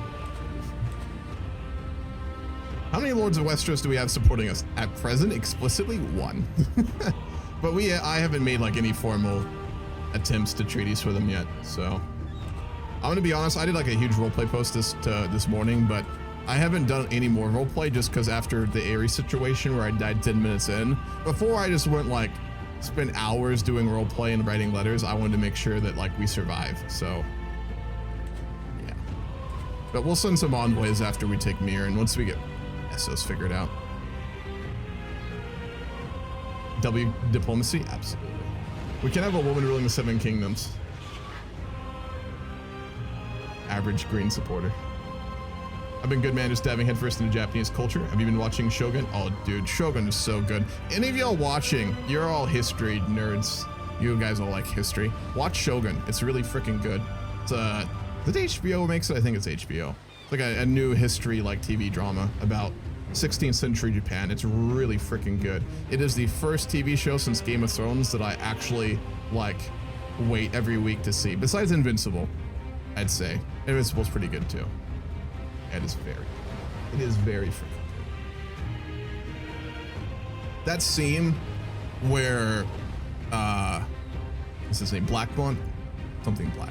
When the Englishman has his audience and basically explains to them like the state of the world, or like the Treaty of Tortilla, I refuse to call it anything else, and the division of the world between Portugal and Spain. That was such a good scene. Holy fuck. The fight scenes have been so good. It's just, I forgot what really good cinematic historical shows look like. Game of Thrones spoiled everybody, and then it went away after the tragedy that was the last season. Yeah, EU4 Japan literally is. Literally EU4 Japan. It is fantastic. Watch it. You will not regret it.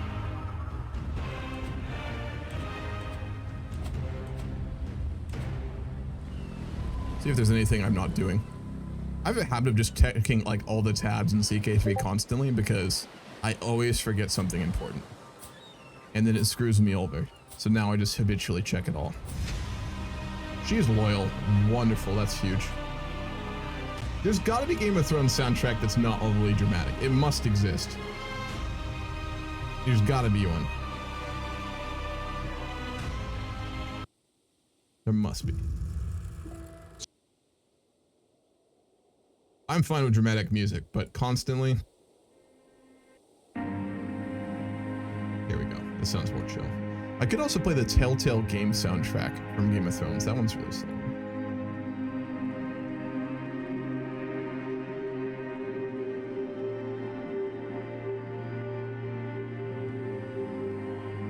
Around, go like, did you shag a sheep this year or something? No, Yeah.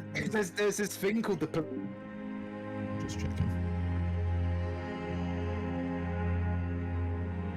Do I have a favorite samurai clan? No, not really. Like, I've read a good bit of Japanese history, like, and things like that, but I never got in real deep. Like the Tokugawa, but I mean, that's the, like, most generic answer. It's like being, what's your favorite European family? I like the British royal family. So, no, not really. What about you?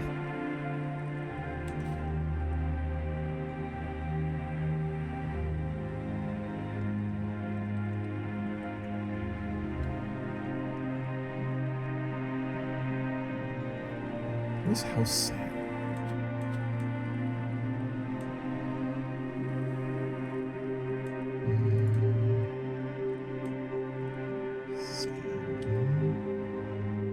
One day or 2 days? 2 days.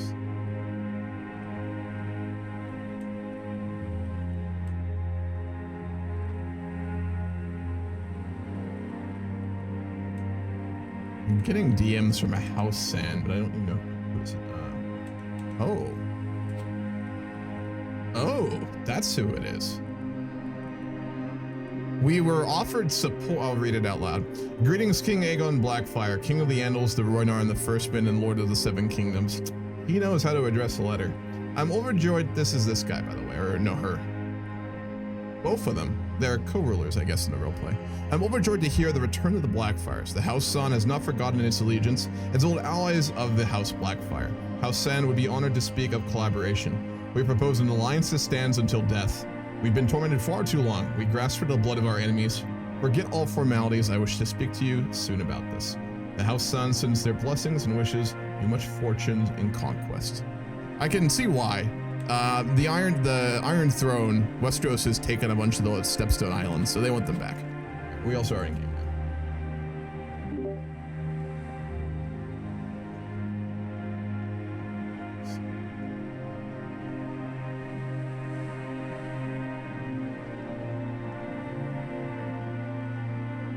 Trying to see if I can find his VC.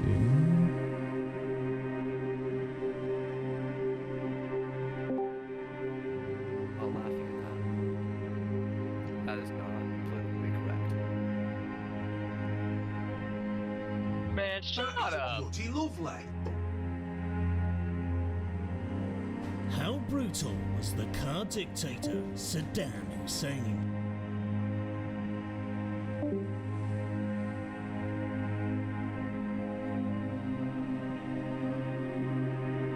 Why does this feel like you're waiting in line at like the DMV?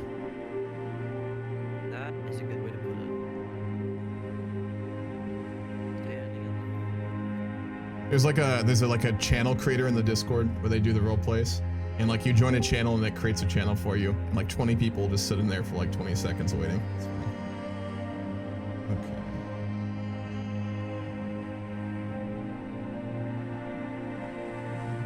So who were the Blackfyres? I am the Blackfyres.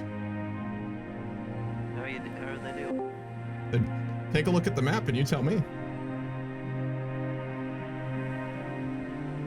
Damn, you're kind of big. Getting kind of chunky, getting thick. Vitalo, you good to hop out of VC? I'm trying to create one right now. There he goes. The Strong Dragon. My lover, have you heard what they call you? My lover Monica says to me while playing close attention. They call you King Aegon Strong Dragon. Spectacular, is it not? It's on the lips of peasant and noble alike. Not the worst nickname. Strong Dragon. Black Dragon would have been. Worked away Martell got the disgraceful for no reason. So it would be a good way to start your campaign. True. There he is. Alright, down there. Turn your mic up a little bit here. Wonderful. So are you out of roleplay before we get going? You're playing as like both of them, I guess, or how are you doing that? Well, I was thinking of playing both, but honestly, I think I'm just gonna play as Manto. It makes it easier. I would just say there's a power struggle and. Bernard or Nayla? He's the Duke in Sandstones. I don't know if you know what that is. He's a Manto, Pirate Lord Manto. Oh, I see him. Yep. Yeah. Okay. Gotcha. Ambitious. All right. So roleplay wise, you probably would have come then to Tyrosh, correct? I would have, yes. I would have come to Tyrosh. I would have been busy with the power struggle, so I'm sure you would have known about that. So absolutely, because that's like you live close to it. Damien, I'll send his I'll send his letter to you, by the way, so you know what's going on. Mirth forever. But yeah, we obviously would have heard what's going on in the Stepstones. I mean, especially given what's happened with the Iron Throne. You know, it'd be obviously something to pay attention to. Also because San did collaborate with Melee Blackfyre in his invasion, so. Yeah. So are you gonna roleplay then, like you speak also for your parents, or is it kind of like I will speak about, so I'll come to your court and I'll speak about my own struggles that I have and of my great-grandfathers, Lord Samara, who supported Melees, and why I'm here in your court now. Gotcha. Sounds good. So, okay, let's start the RP then. So I've already entered your court, and right, because there's no, you wouldn't allow me not to enter, right? No, absolutely. Well, you would have been received with exceeding grandeur that can be given by Tyrosh. You would notice that some of the walls are probably still being repaired, but going on quite nicely. The streets are patrolled by Golden Company soldiers bearing the mark of the Blackfyre sigil, and the fortress at the center would be still slightly damaged. Signs of the siege not entirely gone yet.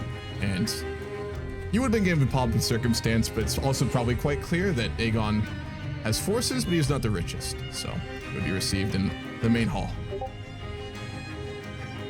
Lord Manto would barge in with his retinue, almost seemingly threatening, but with his flag, King Aegon would recognize what he is here for. I'm Lord Manto, my lord. I'm the great-grandson of Samaro, the last Valyrian. I'm sure you've heard of the tales of Melees, your great father. I grew up on them.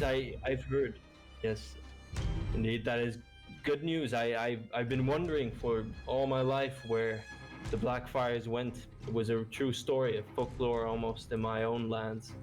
But now I have to wonder no more. It's most joyous news, and I'm pleased that I stand in your halls today, in the halls of Tyrosh under your rule, as it should be.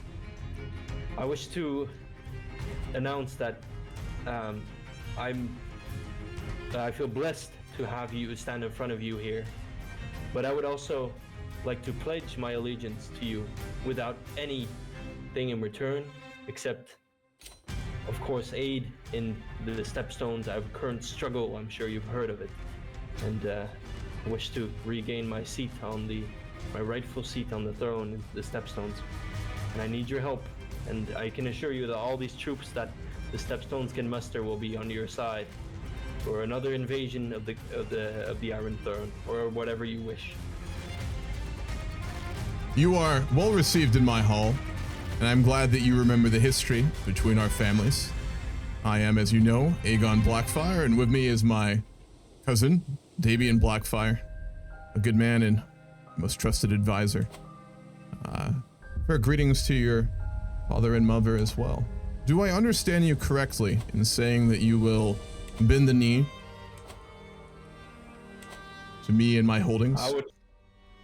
I would gladly do so if you understand my current situation, and that I can have this allegiance to you in a more friendly way than most of your current subjects.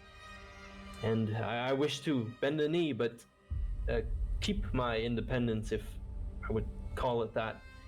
I would pledge everything that I own to you, because I know that this invasion requires a lot. And like my great-grandfather, he had pledged his life, blood of his family, his troops, and his gold, all to your cause, to your father's cause.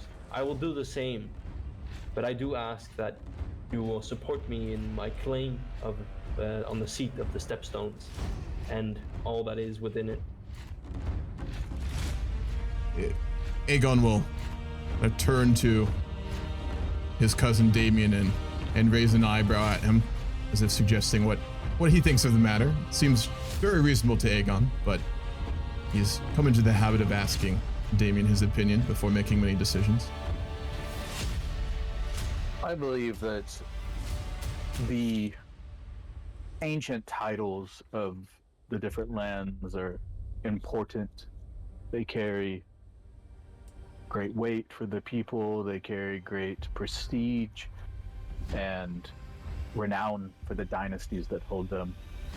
There is no need to throw down ancient seats. It's what our ancestor Aegon the Conqueror knew well when he let the kings of Westeros hold their titles and simply rename them Lord Paramounts. They are kings, everyone knows they are kings, but they swear fealty to a higher seat. There's no reason why we can't do the same. It will be that when you sit upon the throne, the Iron Throne, and you will rule kings then, and there's no reason why you can't rule kings now. King of the Stepstones. I believe one of the Targaryens claimed the same history. Indeed, they do. Bloodstone Lair, which I currently own, is a good seat under my own rule. If you would offer your sword and your life and your lands and pledge your fealty to me, I would promise you to return the rest of the stepstones to you after we have pushed that coward fool Rhaegar from the throne and installed the true heirs of Valyria and Westeros. This I would promise you as your sovereign. I feel almost ashamed of myself to ask this of you, but I will accept to this. I will accept this. However, I must admit that my dynasty has had a long rivalry with Lys. They've taken our lands, they've raided us, they've taken many of our family members. There's been much gold and blood spilt in the seas, in the narrow seas, because of Lys. And I only wish to ask of you that you keep this in mind when I am your vassal, and I will swear my fealty to you, and that you will give back to the House San what we owe from Lys. Would that be possible? I have been told that the first Magister of Lys has only taken these lands to offset the power of Westeros. We all know the nature of men is not so simple, but I take a man's word to be true, and I will act as if it is true if it is given. As he has told me this, I see no reason why those lands could not be given to the vassal of a man he claims to be friend. So yes, I will agree to what you say. He does have a very slippery tongue, doesn't he? A common theme with many who rule, I'm afraid. Well, not in my lands for sure, that I can guarantee you. It is all truth here. I speak truth. I only wish for you to realize that this family of Rogai have brought their fury upon us, and we have done nothing against them. They have taken our lands, and we could have taken them. My family, my father, we claimed that these lands were ours, and we already ruled them. We nearly did, but they grabbed them away from us. They were under our seat, so it doesn't make it any more reasonable for them. Let me put your mind at ease in a simple way. Lord Monto, you have bent the knee and sworn your allegiance to me. He has not. And though it is a complicated situation with Lys, I will always hold my promises first to those who give their word to me. And I think nothing more needs to be said of that. I'm filled with anger, and I'm very thankful that you're listening to me. Thank you, my king, my true king of all the Westeros and Essos. I will warn you though, there is much to come. Essos is still divided. We have taken much land of Pentos, land of Tyrosh. We have an uneasy peace with Lys, but Mir and the fire worshippers. I cannot sail in good conscience across the sea to take my rightful throne until we have seen change, and that Mir itself swears allegiance at the very least. There will be much fighting to come. The invasion alone will be a great undertaking, the likes of which neither you nor me have seen. But before that, we have another military challenge ahead of us. I hope to see your troops marching with us when we head towards Mir.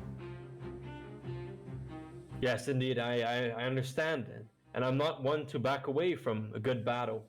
And I can reassure you that my troops are more than ready to take down any enemies of the Blackfyres and the Scions.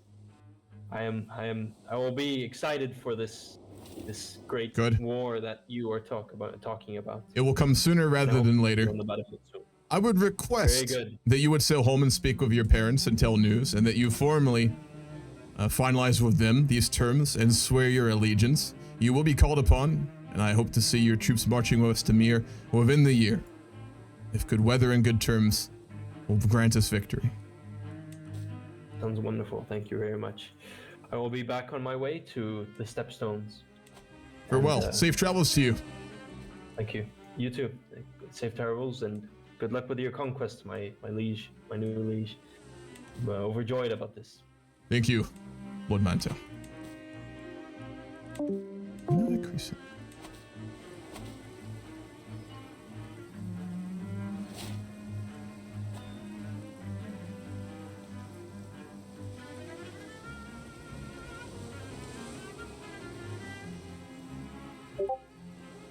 Alright, I wanted to wait until Murph Demon gets back, but... Oh, and we got a letter from Mir. His Royal Majesty King Aegon II, by the grace of R'hllor and the guidance of the Divine, I pin this missive to your Majesty with utmost reverence and hope that it finds you in the best of health and prosperity. I, Lysander, the Red Man, prophet of the sacred flames. He likes as many titles as we do, it seems. Is that him? There he is. Extend to your Majesty my sincerest regards and blessings from the celestial realms. In the hour of great import, I humbly beseech your Majesty for an audience, a meeting of minds and spirits that may usher forth a beacon of enlightenment in the realm. Throughout the annals of history, the destinies of kings and prophets have intertwined, each bearing a sacred duty bestowed upon them by the heavens, as the flame dance in the night, casting their radiant glow upon the path of fate. So too do I sense a convergence of our destinies. Convergent. It's red hair, nice. convergence that holds the promise of transformative wisdom and divine purpose. In sacred halls of prophecy, whispers echo of the realm beset by trials and tribulations, where shadows linger and uncertainty looms. In the heart of every trial lies an opportunity for enlightenment, and in the unity of sovereign and seer lies the promise of illumination that can vanquish even the darkest of shadows. He likes his words. Therefore, your majesty, with all due respect, I implore you to grant me the honor of a private audience wherein we may discuss matters of great importance. May R'hllor guide you in its eternal wisdom, guide your majesty hand in this decision, and may the flames of enlightenment burn even brighter for our shared pursuit of divine purpose. I think Aegon would give him an audience, but he'd have to have something crazy for us not to invade right now.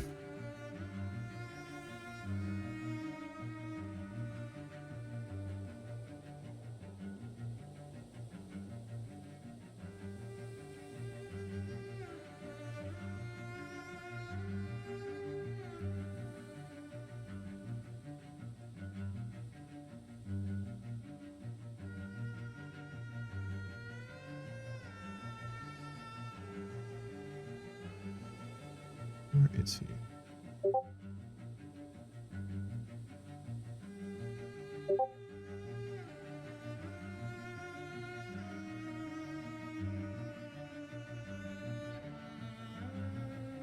Nostalgia. 500 channels.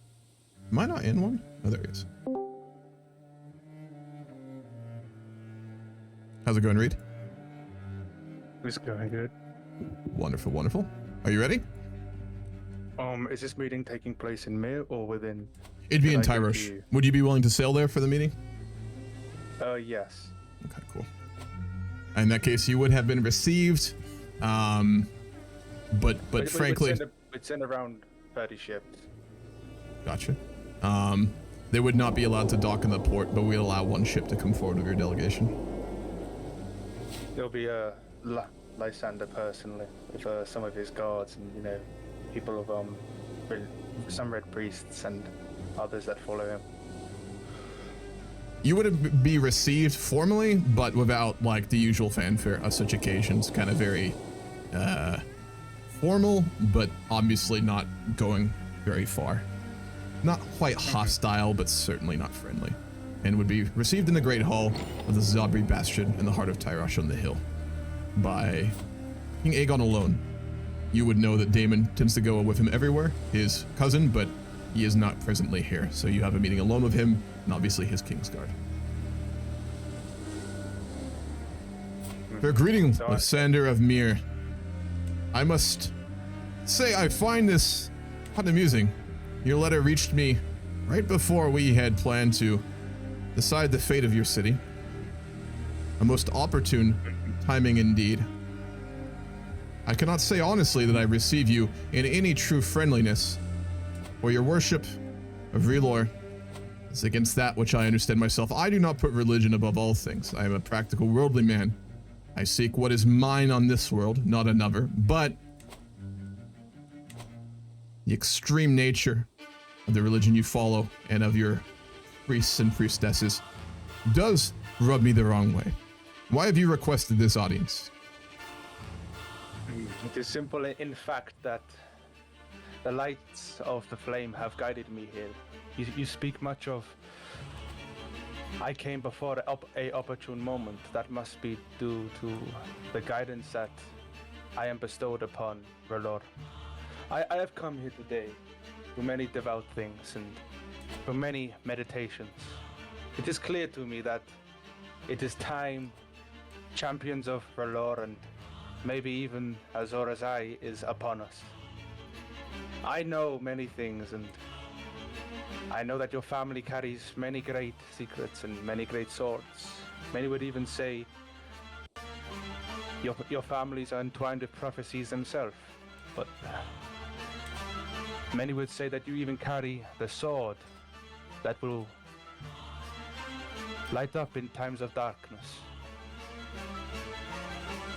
Bring clear skies to darkness when the world is challenged at its most.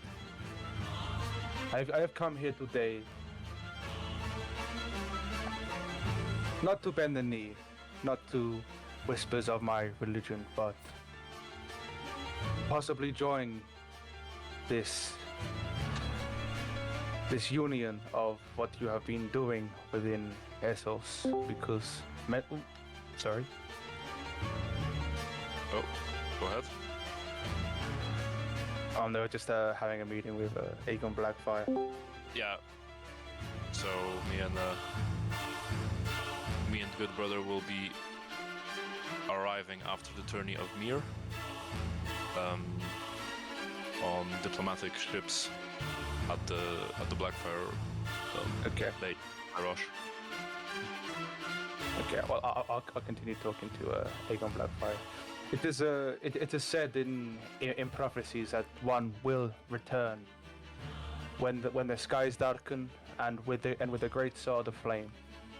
I am not sure if that is you, Aegon, but the fires within Mir, they clamor and purr, and it is to be sworn that the flame guides me to you.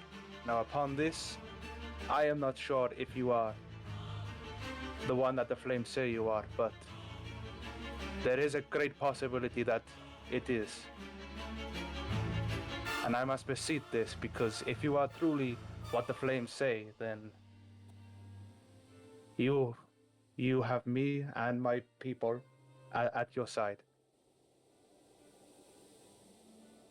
I'll be frank with you, Lysander of Mir. I have promised those who follow me, those who fight in my vanguard and in my army, the lords and ladies who have sworn their allegiance to me, to my own cousin, and to myself, that I will not cross the sea to take my rightful throne in Westeros until every one of the free cities is underneath my banner and fights in my army. I worry as to the dangers of a religion so full of true believers, shall we say, as yours. But I also wish to make very clear to you one thing, as there is no reason to hide it, that my intention is that your city will fly the red banner before I will turn my gaze from Essos to other parts of the world. You speak of prophecy, you speak of your religion. I care little for such things. I know you do, but that is not my concern. If you wish to come here to speak of religion, I have armies to train, I have a city to run, and I have an invasion to prepare for. But if you wish to speak of practical things, I am willing to have a conversation. There is something else I must discuss. You see, I was once a slave to Mir, and taken as a young boy from Dawn by the slavers within Mir. It took 20 long years and more to rise up against our masters. Many died for that. Many were slain. And in our grievances, we found hope in the Red God. Yet even those within Mir, even those within the Red Temple of Mir, had corrupted themselves and brought slavery to the Red God. Even though we believe that it's not true for the followers to have slaves. And now that you sit in Tyrosh, a city of slaves, we would be more than happy, I would be more than happy to assert my banners alongside yours, if you would take the pursuit of dispolishing slavery within Tyrosh.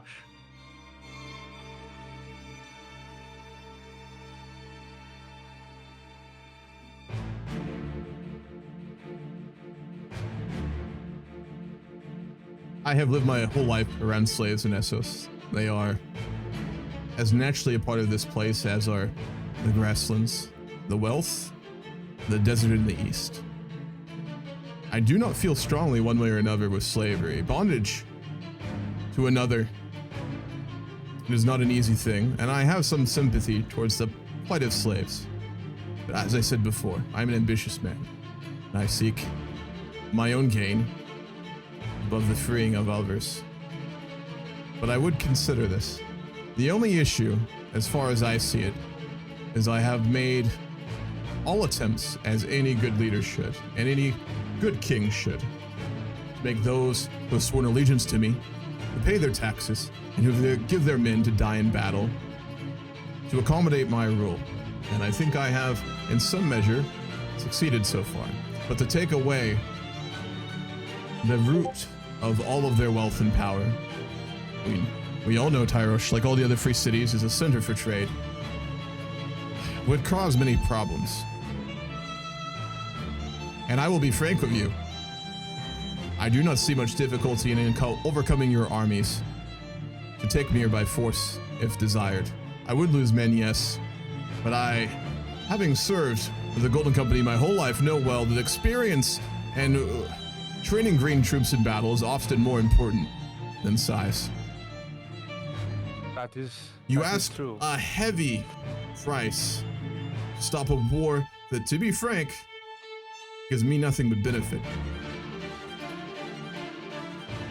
I am not saying in due time it has to happen in days or weeks. It took years upon years, even decades within me. I at least ask that you have the idea in your mind to go towards a possible goal of this. You speak of your armies being in Mir. Yes, it is possible that you could take the city, but you'll never be able to change the sentiment of the people that live there. Would you still able to control our people, the free people? We do not want to have more masters underneath us, but as a free people, we will be joining willingly. I will be clear about one thing. I have no wish to change the system that you have now in Mir. I have no desire to put things one way or another. All I desire and all I seek in men is loyalty and bravery and ability. And all of the free cities have no want for that. I will not institute any strange new systems. I will not force things back to what it once was. But I do expect loyalty for such a thing, where that is the only gift one can give their sovereign, or a great king. My loyalty goes unquestioned to those that are possibly chosen of R'hllor, chosen within the flames. Yet time will tell if you are truly the one that we see, or merely a champion of R'hllor, but we do not know, but it is clear that you are something within it. Prophecy means very little to me. The only thing that matters in this life is what we take. Promises are as fickle as the wind. You are a reasonable man, a religious one as well, and I'm a practical one. To be seen as something that would keep the loyalty of those who worship the flame, that has value to me. But you would forgive me if I do not believe in prophecy until I see substance. Even you now, I see that you hold a Valyrian sword, if I'm not mistaken. Blackfyre, that which my family's name comes from. The sword which Aegon wielded when he took Westeros and turned it into a Valyrian kingdom. It is known, even Aegon, it is said that it speaks in the flames that even he had dreams of ice and fire. I could be wrong, but you hold the same sword as him. That must count for something. Perhaps R'hllor has guided me to you so that I can guide my people towards the same goal as you. At that moment, you would see that another clearly very Valyrian man would be walking in. Out of our play, Murph, do you want to kind of jump back in on this? Also, out of our my character would be speaking in Valyrian. Awesome, sounds good. Also, out of RP as well, I did crash. I'm not in the game right now, but Murph is on. Okay. On him. But do you want to roleplay and just Daemon in the scene, or do you want to kind of stay out of it? It's up to you. I'll stay out of it right now because Okay. I would be up north leading the war. Sounds good. This is a hard decision to make.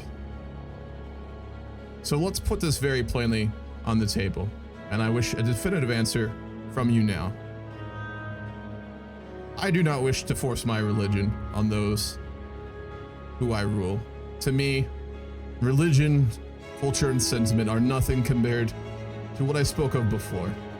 Loyalty, bravery, and ability. I will not force new ways on Mir, and I'm not afraid to rout your armies before mine in preparation for the invasion to come. So let us put this very simply. What does the city of Mir offer me to prevent a war and to prevent the sacking of your city?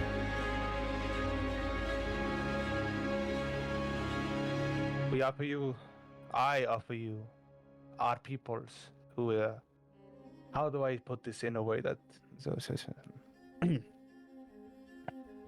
to simply put, that the flames speak of you.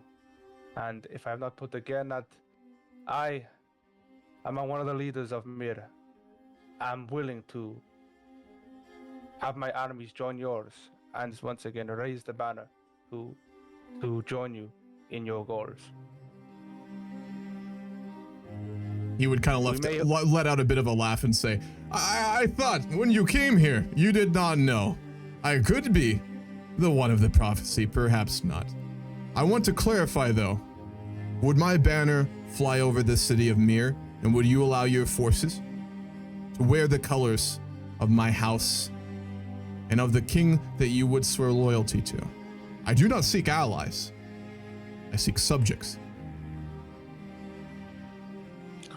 If the flame says who you are, then this is not a problem.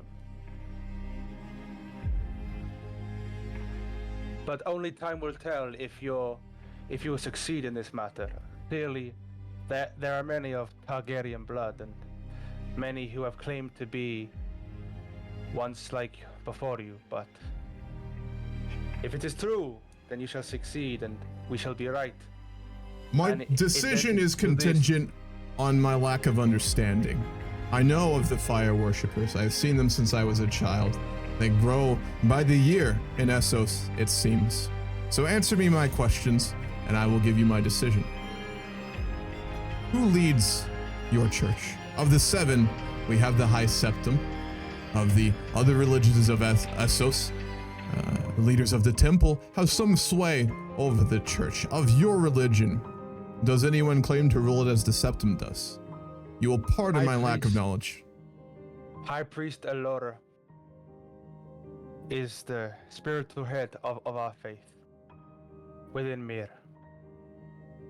Do you speak for them? I am the so-called Red Man, yes, I speak to them. As they have chosen me as their leader and as their guide and as their shepherd to pass through. I will not claim to follow your religion. If I am who you say I am in your prophecy, I will carry out ruling and acting as I see fit. Those who swear their allegiance to me will always have mine back. But if you would give the support of me and your city, and of your religion, and your priests, to back my invasion, and to make those who follow your gods in Essos fight that much harder for my claim in Westeros, I would be willing to perhaps agree to your deal. And to prevent conflict and bloodshed between those who could fight underneath the red banner instead. In this we agree, but I ask one thing of you, that you will come to Mir, and we shall see if the flames accept you. I would walk into Mir with my army. You would open your gates to me. On those terms, I would come to Mir. I will not sack your city. You have my word as a Blackfyre and as Aegon Blackfyre. But I will not enter a city that does not fly my banner. Unless that is over the walls of my soldiers or through gates opened of free will. Please me not, but I don't. We will speak facts since you seem to be a very factual man. I do not claim to have an army the size of yours, but Mir is a very big city, one of almost 500,000 peoples. Even if a sacking were to occur, you think that many people would simply accept that? But that is besides the point. I am asking you to come to the temple of R'hllor within Mir. And since we will speak of practicality, I will be very clear with you as well. I don't claim to be a good man.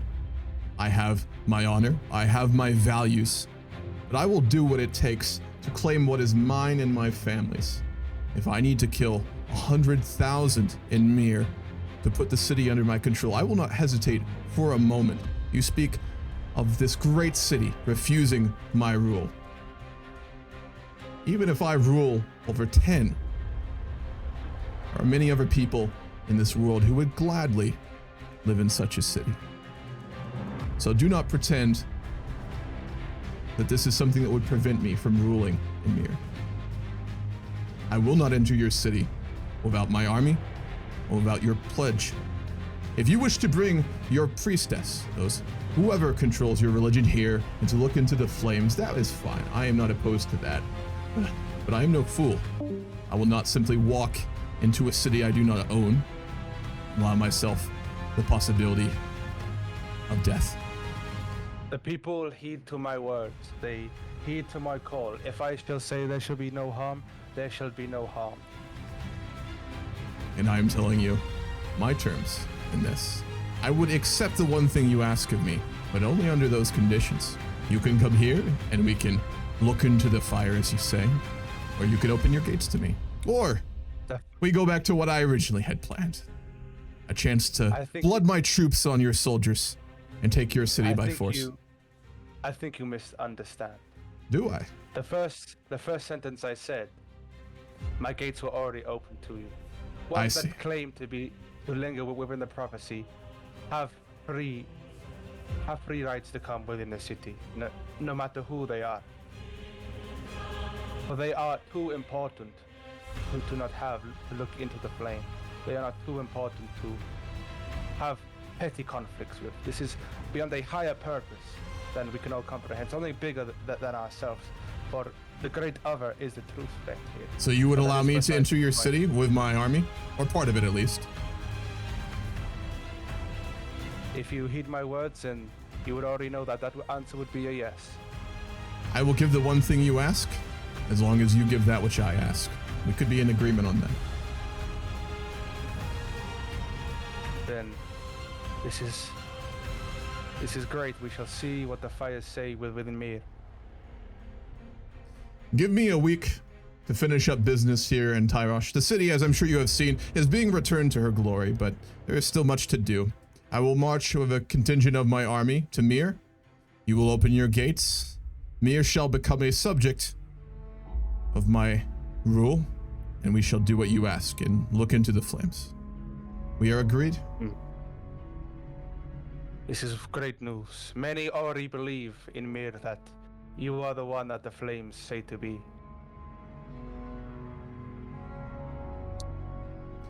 Since there is no reason not to, will you formally pledge your loyalty here, the first of Mir? Yes. As the great prophet, the Red Man, I pledge my allegiance to what the flames seem to pledge to, and a champion of R'hllor you may be. And that I do pledge my allegiance with. And I thank you for your loyalty. And as I say to all who swear it, if you be loyal to me, I shall be loyal to you. There are hard times to come for all. Essos needs change, and Westeros needs change. My family needs to reach its rightful place. In several weeks' time, you will see me at the gates of Mir, and I look forward to seeing the gates open for you. That is great news. I shall heed this call to all within Mir. Let this be known. On your arrival, I should say, when the movements from the Golden Company, the flames within Mir burned bright. Long, they burn brighter than they have in a long time. and this is surely a sign. I look forward to it. I guess the meeting comes to a close. Yep. All right, out of roleplay, we have terms then. So, as I said, I'm out of the game. Murph, do you mind screen sharing so I can kind of like see the map and stuff like that? If you're still here. He's currently muted. Yeah. Yeah. My internet won't allow that. Oh, rip. Okay. I can tell you though. So currently, there's a independence war against you. By who? That we're fighting. Just 3 Pentos AI. And then the Stepstone's queen has declared a war, so she's invading while you're away. She's currently sacking Tyrosh. She only wants that one county of Skullhammer, like that one random county that we have in the. How big is her army? 8,300. Okay, and are all of our forces in Pentos putting down the revolt? They are, because it's a big one. It's we won a big war and wiped out 5,000, but before that it was 8,000 versus 13. It was 13 to 13. Roleplay wise, we're gonna let Tyrosh get sacked. We're gonna put down the revolt in Pentos and then go back and defeat her. Okay, so don't go back to Tyrosh. Aegon, I think would see it as like, you know, it's temporary. So yeah, I've sacked the army. She is at 21% just because, you know, there's no one there to defend her. However, I do have one county. We did split their armies. We took one. Unfortunately, Daemon did die, so his daughter is ruling now. Gotcha. He died of old age at like 80. Ah, rip. Okay. So, but the army is already called, and they're claiming another. We split their army, which is good. I'm going to defeat their army for another battle, and then because we're not at 50%, we are at 50% battles won, so that actually won't help. So I'm gonna go sack this other city then, and then hopefully that'll do it. Sounds good. And then when that war ends, make sure that you. Is there an option to burn characters in this game, or you just have to execute them? I think you have to be Rylor or some other stuff to do that. Oh, okay. We'll just execute all the leaders. We'll do it that way then. I got them to abandon their siege. Great. So we're at 80%. We're about to win this. Awesome. So. Yeah, sorry to interrupt you guys, but are you guys finished with the RP with Mir? Yeah, we are. Let's hop down into. I think this is Reed's VC. I just realized that. So. Yep.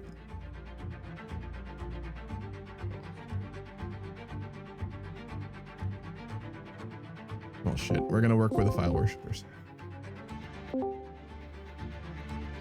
Okay. Alrighty. Once I take the city, we should have this, and then I can go back and defeat her.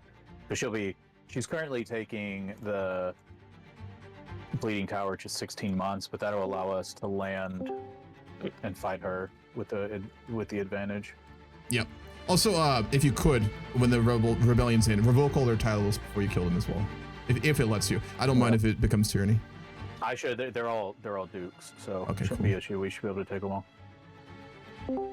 Awesome. And I guess might wait till next session to go to Mir then, I guess. I mean, to roleplay that, I guess we could do it a little bit here. But we'll want to wait till the Civil War's done first. Well, we need to recover a bit, so. Yeah, definitely. Also need to build up your men-at-arms. I added you another crossbowman. Awesome. But just because we're getting... Aegon. Yes, are you here to roleplay? Can we roleplay with you for a little bit? Yeah, go for it. Me and Good Brother are looking to roleplay. Awesome. So basically, after the tournament at Mir, I'm not sure if you're aware of the tournament that we yes, held at I Mir, am. but after the tournament, me, Lord Drum, and Lord Good Brother have come in diplomatic ships to your capital. I think it's Tyrosh, correct? Yes, it are is. seeking an audience You would actually have had to go to the war camp where Aegon is currently in Pentos fighting and killing rebels, but yeah. We've been reaving also. We've been reaving a little bit in the Stepstones, so we might have I guess we have our armies with us, or... You're aware that they've pledged their loyalty to Aegon and their vassals now, right? The Stepstones? The Stepstones? Yes. Really? We were not aware of that. Would Aegon have heard about that by now? I guess we were raiding him, or... Yeah. The Stepstones. I mean, that's up to you. You want to kind of... We'll say he doesn't know, just to make it more interesting. So yeah. Because he's been fighting rebels, so we'll go with that. Unless you mentioned, also of course. my son that was raiding, so I don't think I was like entirely aware of it. He Yeah. might have been like misdirected or something. You would have heard by now that they've sworn loyalty, though. So we'll say that you know, Yeah. and then Aegon doesn't know the other way around. So we'll go with that. All right. Right. So yeah, we're seeking an audience. So if you You'd want be to received, grant and us it'd be like a war camp, a temporary setup with like the Golden Company and the armies of Aegon currently fighting rebels in Pentos. Probably on like a small grassy hill, very large war camp. You would be received formally and be escorted by guards, and then a couple of the King's Guard to a large tent in the middle, where you would be granted an audience with Aegon. Okay, so Lord Drum would bow his head and introduce himself as Lord Aeron of House Drum, and he would look to Graydon to do the same. My name is Lord Graydon of House Goodbrother, the Red Hand of Great Wick, protector of House Drum. Me and my ward, Aaron Drum, have been in Essos for quite some time now. We recently attended the tourney held by Lysander, partly as amends to our prior, let's say, conflicts with him. We have recently heard word of your incursion into Tyrosh and into Essos. We wish to seek audience with you. We have heard of a great conqueror that has claimed the lands of Essos and is looking towards the Iron Throne. And we wish for an audience. We wish to speak with the conqueror. You certainly have an audience. You stand before me, do you not? You are from Westeros. I have not heard. I hear word now and again, of course, but before we get to anything else, is there anything that is of particular note in Westeros that is happening there? I have my advisors who tell me, but given you come from there. We come from the Iron Islands, my lord, and we have limited contact with the mainland, so we would not be able to That is reasonable. tell of any minor disputes. I going have on heard with that Westeros, however, you Ironborn fought well in the rebellion. That has reached even the Yes. Golden Company. yes, we have. My grandfather, the Bone Hand, has stood in defiance against the wrath of the royal armies, and we have claimed victory and reached a peace agreement that was unfortunately not how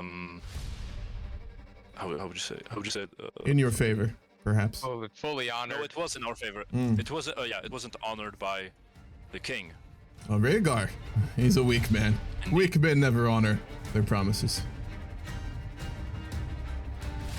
Yes, Rhaegar.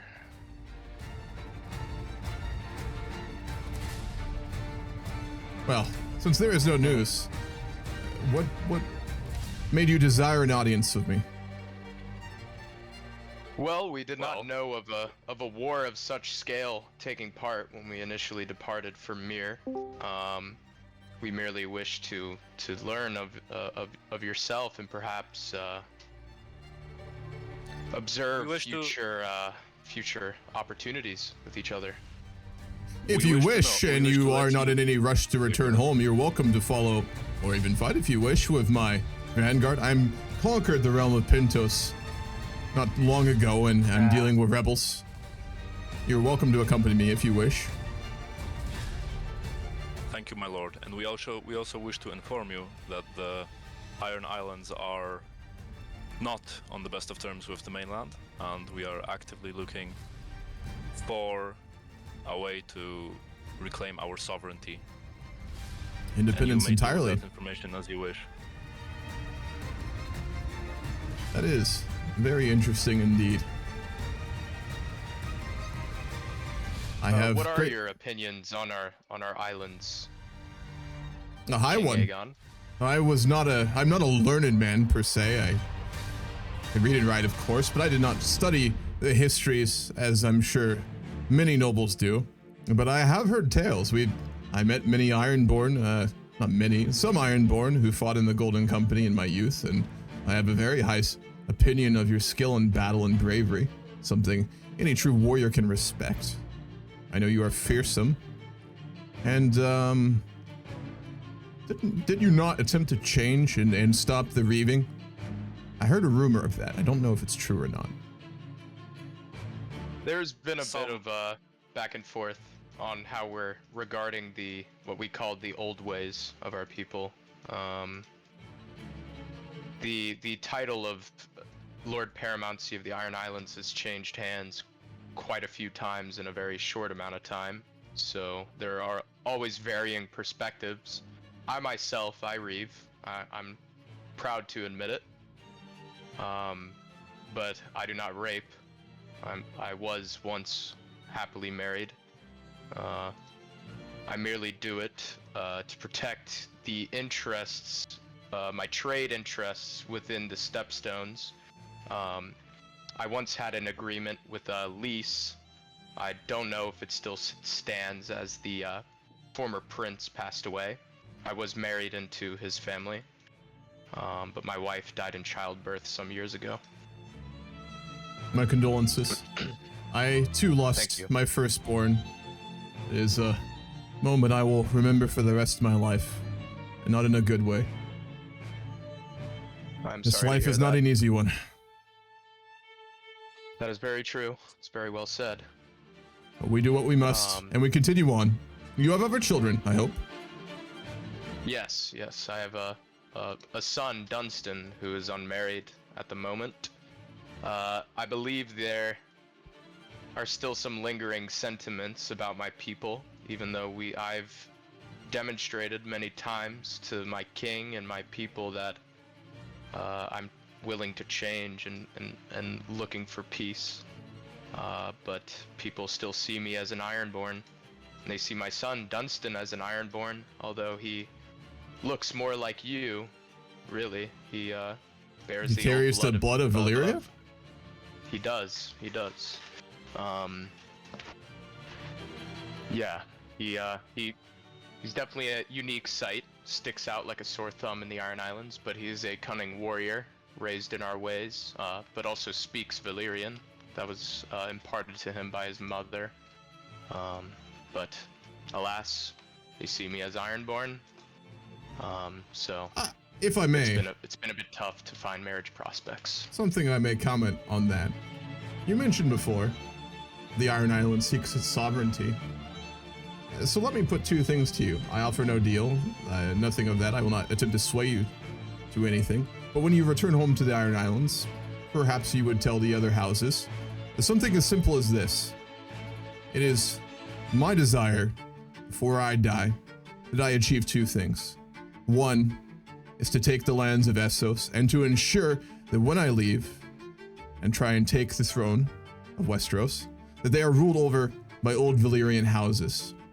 The days of old Valyria are long gone, but the freeholds were founded by them, and it is their right to rule there.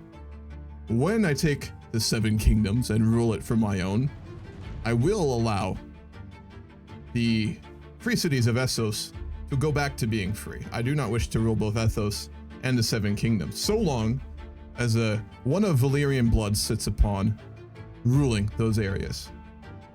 I seek also to take the Iron Throne and to rule over the Seven Kingdoms.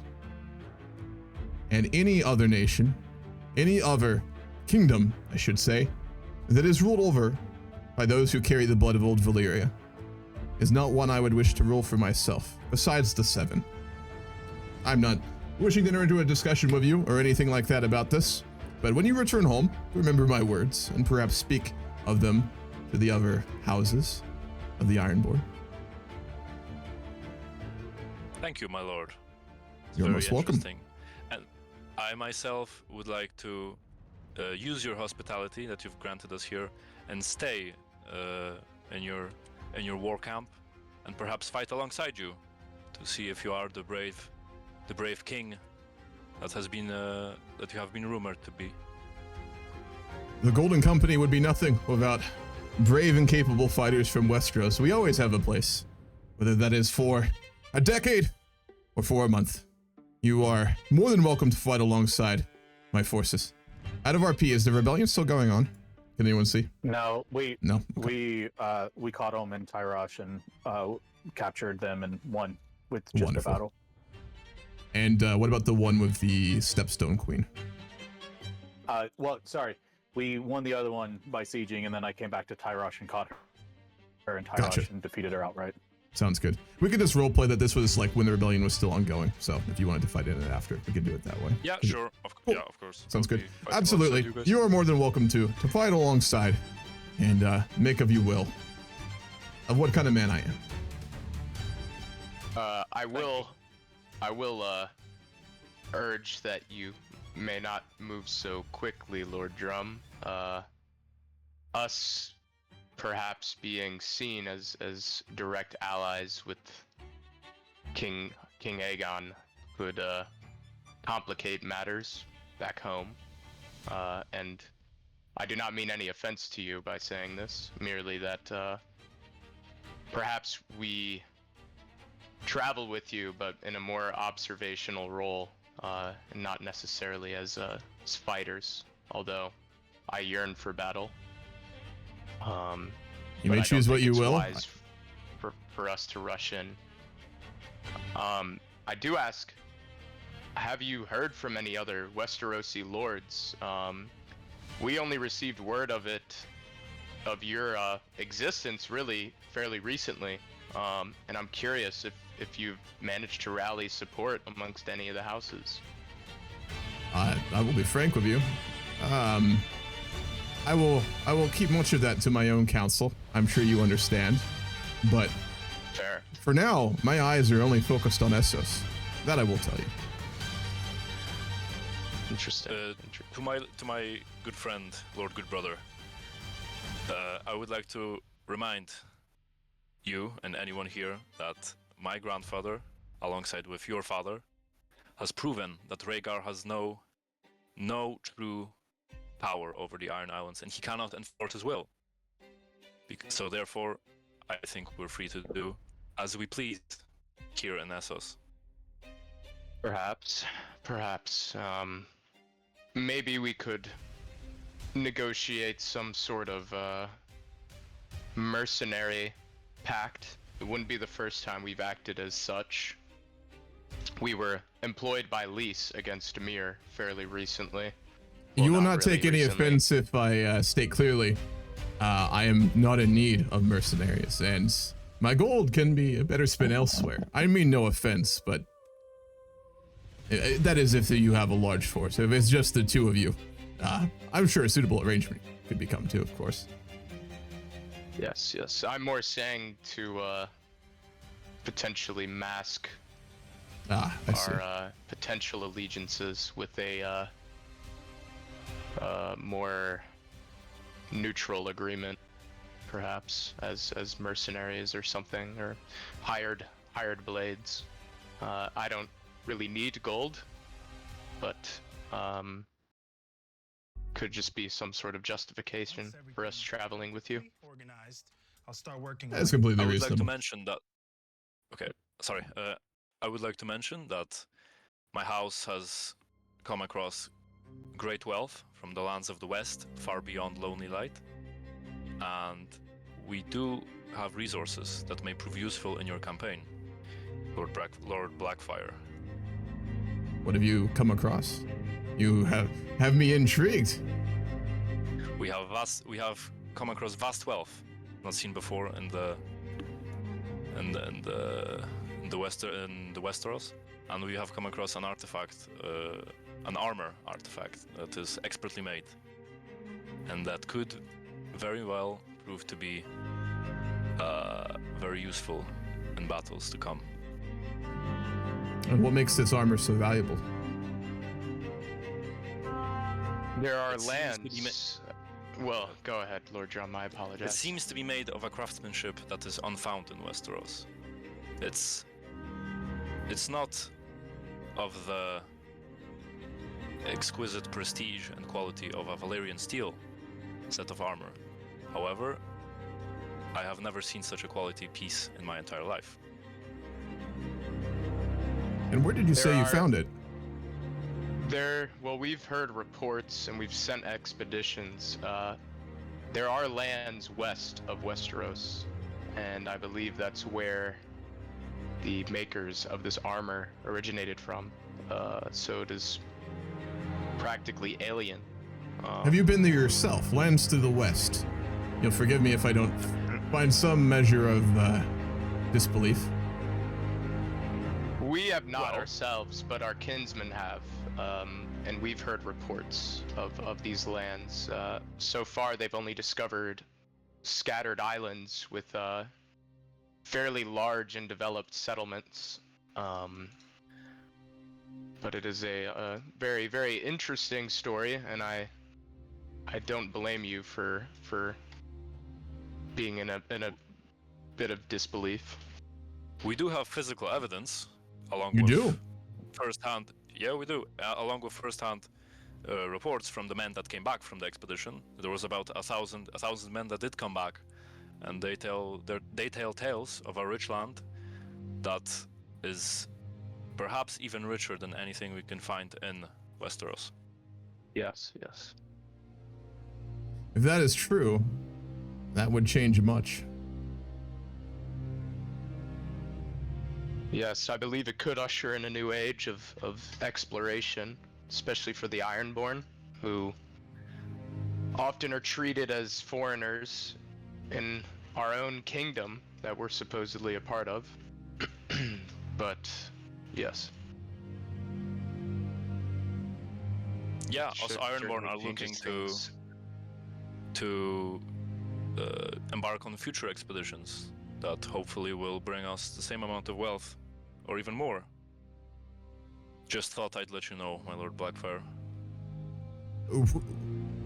I do not wish to be presumptive, and perhaps I will be in Westeros by the time this happens again. But would you, when you return home, be willing to take a man of good loyalty to me with you, and allow him to sail with you, and return back and tell me in the future whether they still be in Essos, or if I sit atop the Iron Throne if this is true?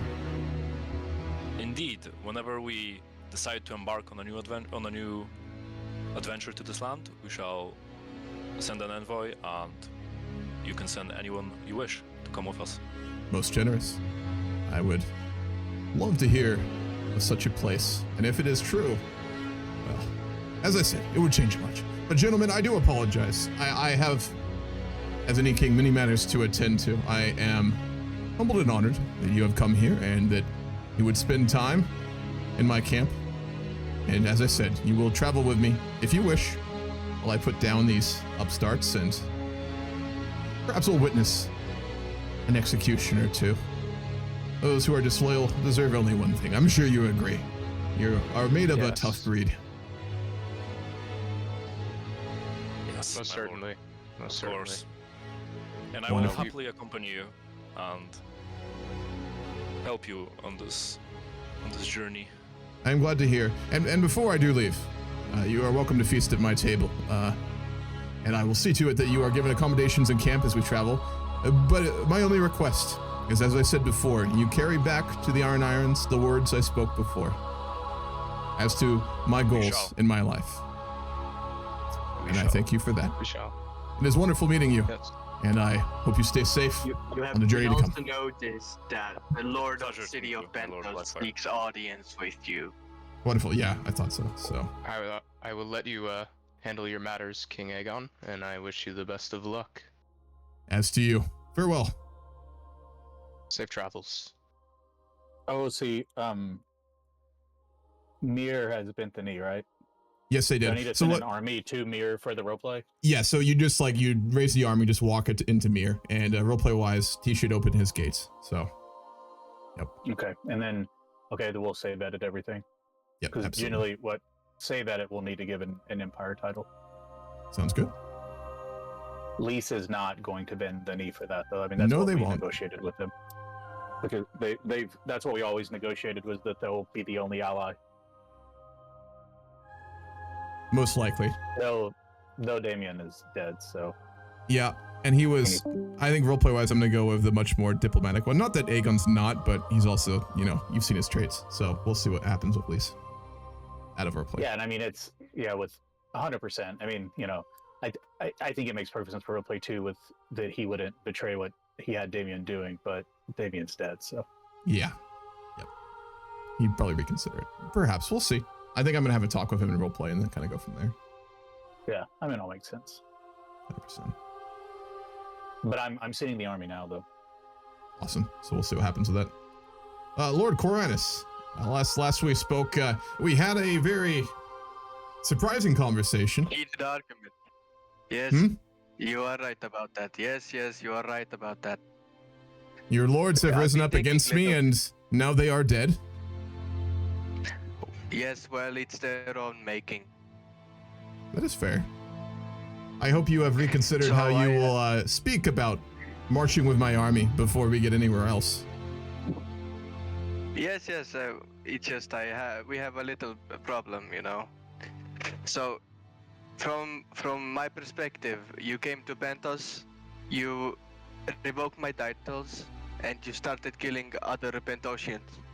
What are your plans with the lands of Pentos after you do whatever you want to do?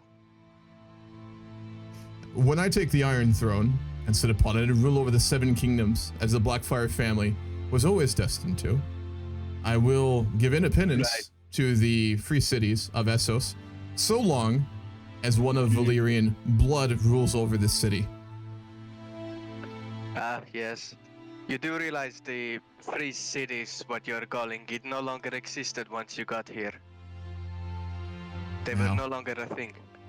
In what sense? So there are no free cities. There is just the family of Coranis and Rogare. How do you mean?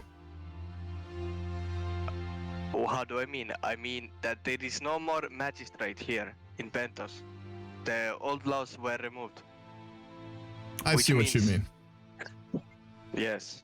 But it's more a term for the cities themselves. I don't mean any offense, but I see it more as the people of the cities are free to pursue their heart's desire. I don't speak as to the governance structure of the city itself. Okay, and how does your invasion of Westeros make everyone in Essos prosper? Why should they fight for you and not rebel against you? I will offer them their freedom when I have my throne. And to me, I am a man. If you would allow me. No. I will speak first. You asked a question, and I will give you an answer. I have lived my whole life fighting and waging war, as I did with my cousin. Yes. He is now in the dirt, unfortunately. But to rule requires a king to think of his subjects and his friends. And though I would give the cities of Essos their freedom, I would wish to them to be my friends. There has been a constant fighting and bickering over the stepstones, piracy within the seas between, and all other manner of things that have stopped us from prospering better. You would prosper because we would remain friends, and we would work together to secure the seas from pirates and from cities seeking to get some simple wealth by stopping trade. I have grown up in the cities of Essos. I have seen the wealth that enters these cities every day, and that is under bad terms and under a sea that is unsafe. So I would tell you this, you would prosper by a level of trade that has not even been considered. Not since the times of old Valyria. So what makes you so confident you will win the war against all the 7 kingdoms? We never know anything for certain in this life. We can only have our plans and our ambitions and our purpose.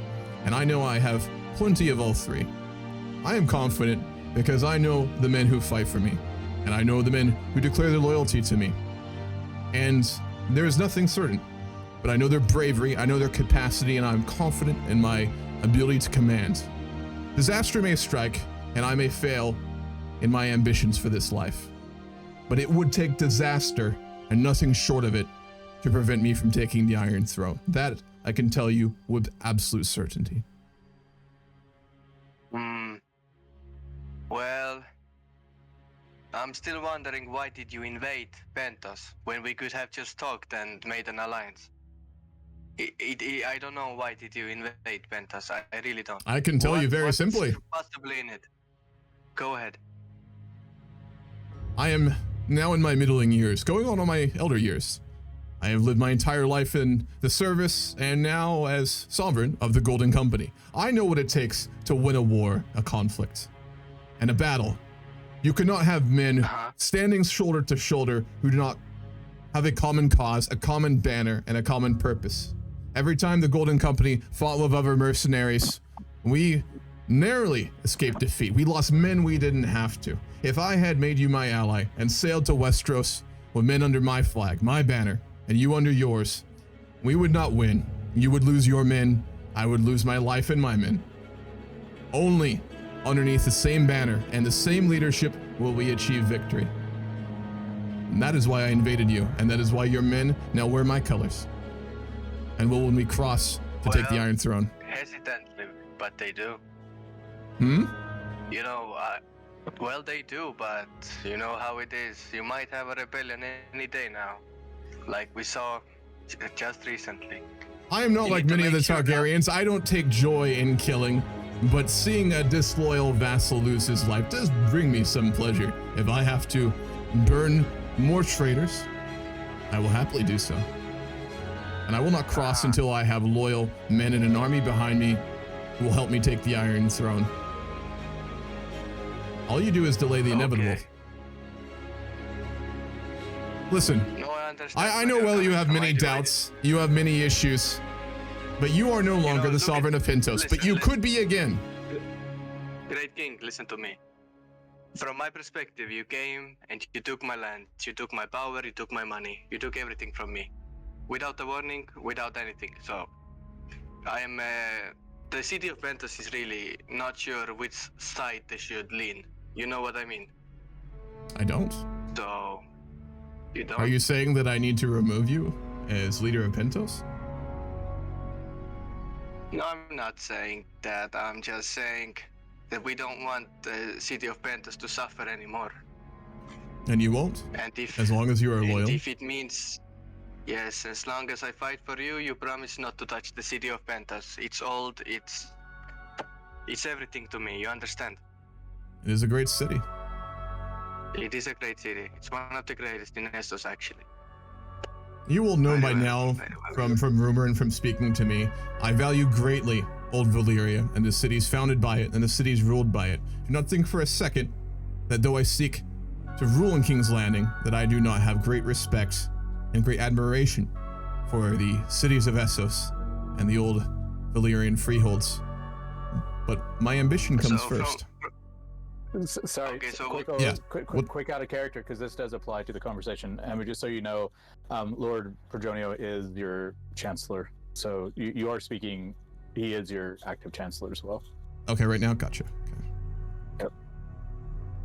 Okay, very well. I just want to make sure the city of Pentos will be untouched. We will follow you to the battle, wherever, but you will not interfere in the Pentos city politics, you know? No, and I wish to make clear one thing as well. For the time being. Yeah. You are able to keep a garrison force in your city to make sure stability is gained and other such things. But the other thing I will demand of you is that your army itself, at least half of it, will be sent to train with the Golden Company and to be sent to be directly fighting underneath myself. When we cross the sea, and from henceforth, while you rule your city, you and your soldiers will also wear my colors if you're already not doing so. But I want to make one thing very clear to you at the end of the day. Once I have my throne, and once you have your freedom, your wealth and that of your family, the power of that of your family, will be great. And it will be unlike anything you have ever seen before. You think the wealth of Pentos is great now. You think your city is great now. It certainly is. But you will be in abject poverty compared to the future while I sit on the Iron Throne. I am loyal to those who give me loyalty. So, yes. About you understand? This, did you have any plan? Yes, of course I understand. Completely understand. I will follow you. Good. Let's say that. I will follow you. Let's say You that. have made your point, okay? Is this a linguistic difference? A misunderstanding on my part? No, everything is fine. I'm still wondering your deal with House Rogari, the first magister tomorrow. Indeed. I heard you discussed about the future of Pentos as well, no? In what way? Now you tell me. I heard something. You discussed the future of city of Pentos with him. Of Lys? With Liz, yes. Well, we spoke as to the future. And you came talking to me about it before, did you not? Yes. And what did you say when we met? I want to know what's the deal with you two.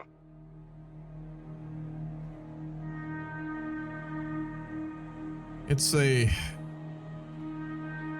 We have spoken at length. He was the first... I should say my cousin was the first to speak with him at the beginning of our conquest of Tyrosh, and we spoke as to the future. He is one of old Valyria. He has the blood of the dragon in his veins, and he spoke as to wishing for Pentos, the lands of Pentos that we conquered, to have one of his dynasty rule over. Yes. Which is what you spoke of when you came to speak with me, correct? Yes, that was before. It was? Or was it not? Does the deal still stand? You tell me. I see no reason why not. You would still rule over this city. Okay. One of his dynasty would rule over the lands of Pentos. They are not the same.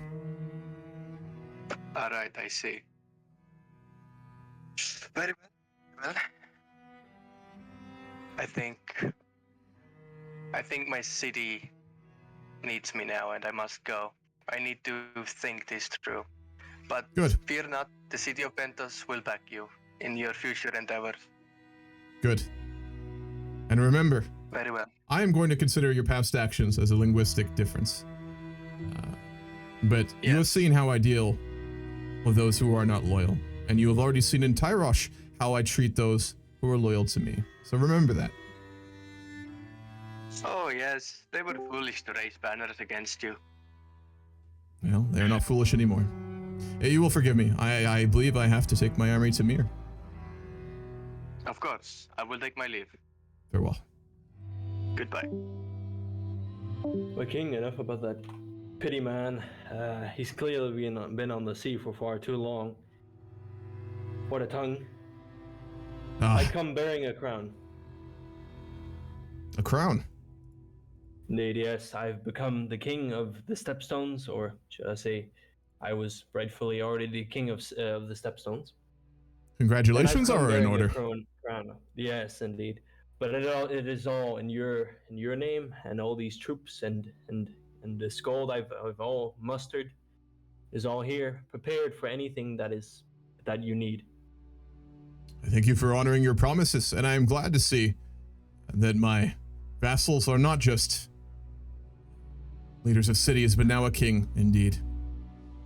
I will hope to see your homelands. I've fought in many contracts with the Golden Company, but I've never been to the Stepstones, I must admit. Good news, in one way. We will not be fighting here, it seems. I am about to proceed to the city, and I have the promises of the leaders of the city and the Red Priests that they will open their gates and allow me to enter and swear their loyalty. That is a pity. I would have loved to kill some pre-city foolish men who only care about gold. Well, I do too, actually, but we're not going to talk about that. What is your next plan? Because I crave for some blood. We will have no shortage of blood in the future. That I can assure you. And I will say, I too had planned to send the army. The rebellion has given what I desired, was us to train our recent conscripts in battle. We need veterans, not green soldiers like Westeros has. But it seems this agreement is going to be more beneficial in the long term. The next thing is that we need to get on proper terms with Lys. We need to make sure that they give you back your islands and that they have their full uncommitted support. That is our next step. Yes, I would love that. Of course, if that means we would have to draw some blood of the Lys, I would not mind that at all. I would prefer not to. They are of Valyrian descent, and they are exactly who I wished to see ruling over the cities of Essos. But it will come down to if they honor their agreements and agree to what I desire. Do you wish to accompany me on my journey there? Or I suppose we'll find a middle ground somewhere. A wonderful trip on my seas. I can't say no to that. Wonderful. However, there is something else that I wish to emphasize. My raiding in my own lands here, the Stepstones. You understand that the Iron Throne holds some of these lands. I've killed a few people and blinded more. It happens that I've blinded a noble of the House of Redwine. I'm not asking if I could put her eyes back in her. If you would be okay with me putting her eyes back in her skull, but it's concerning news that the Tyrells have brought me, that they wish to invade the Stepstones and crush my forces and shatter all that I hold dear. That is a complicated matter, given for me to invade the Iron Islands, I do need allies there, whether high or low. What caused you to blind this noble woman? I mistook her for a whore, simple whore, but she was not. She was a daughter of a very noble man, and I cannot right what has been wronged, and it has become quite an issue now with the Red Wines, the Tyrells, and even the Aryans. But I'm sure we could find a solution to this matter. When you killed her, where? Oh, sorry, not killed her. When you blinded her, where were you? It was all done in Rexstone, in the lands of Redwine, or well, unrightful lands of Redwine. Oh, but on the Stepstones controlled by the Iron Throne. Yes, indeed. By the weak King Rhaegar. You understand this does create much burden upon me for your actions. I know you did not, as you say, do it on purpose, knowing who it was, but this does create many problems. I understand. Well, they don't know the affiliation we have, so I don't believe that you're in any danger. But I wish that for you to somehow help me in this situation. That I'm sure you know the answer to this, as I am under you, my liege. I am swearing my fealty to you after all. It's days like this, I can tell you, that I do miss my cousin most. He always had the wisdom I lacked for such things.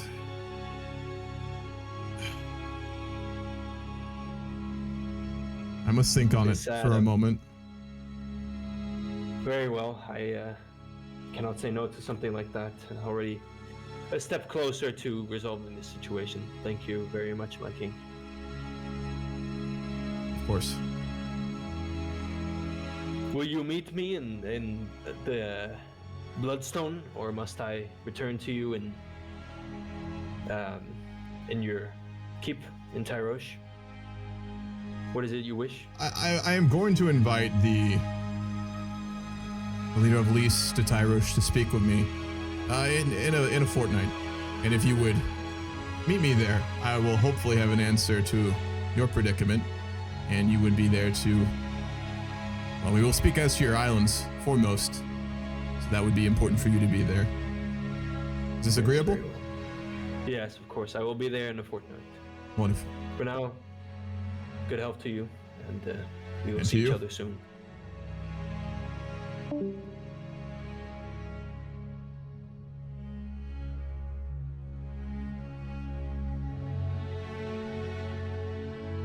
Minutes left.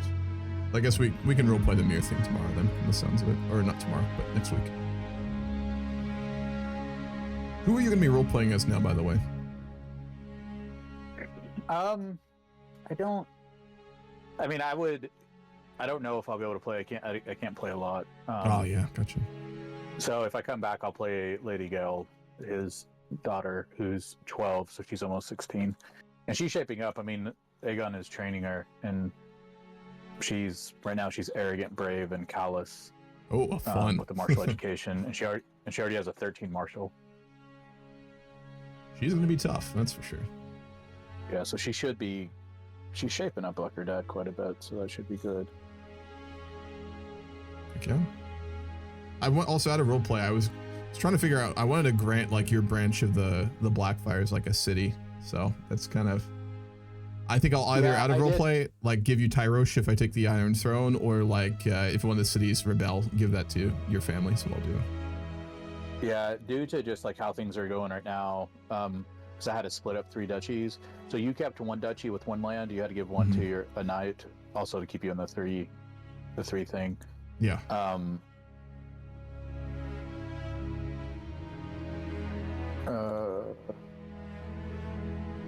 So I don't know what this is. So are you open to schemes against you?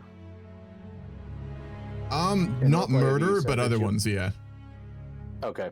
You just caught Lord Projonio after he came and said all that stuff. You just caught agents in his of his in your court. So you could call him forward and ask him what they were doing.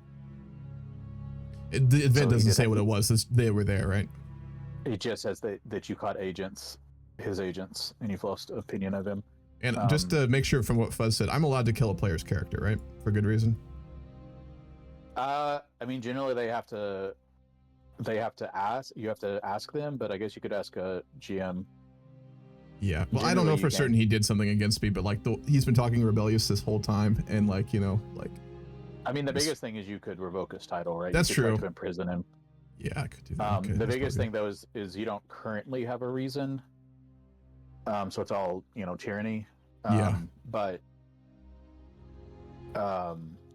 you are up to 20,000 troops. Can you send the spy master to discover secrets in Pentos? Yes, find secrets and awesome. Yeah, so just to let you know, you're up to 5 units or 5, whatever they're called, 5 sizes. Units of armored horsemen, 5 bowmen, and 5 onagers. You're still getting 23.5 return. Tyrosh, unfortunately, because of the sacking of stuff around it, got down to like 20. I've got it back up to 61 right now. I'd be going down the overseer route just to help with that growth because it is crushing your taxes. Yep. Your taxes are still 50% down. But you are up to 20,000 troops and gaining. And like I said, I've got you 5 onagers, 5 crossbowmen, and 5 armored horsemen. So you've got a little bit stronger men-at-arms now. Hello. And you do have, but you do have 3. You do have 3 holdings in a duchy. So you're still holding one of the duchies in Pentos. You gave one of them to Damien's daughter, so she holds one, and then you gave one to a Western Valyrian. All sounds good. Hey boys. How's it going? Just come to you with a bit of RP that we're doing. So we're going to be setting up a blockade on the sea between your capital and the stepstones. Anything that's within the actual stepstones duchy. So the Valyrian ships fleet would create a blockade there. Not yet. When you see it, that's when it's going to be located off. And you guys removed naval combat mechanics, right? Just to check on that. Sorry?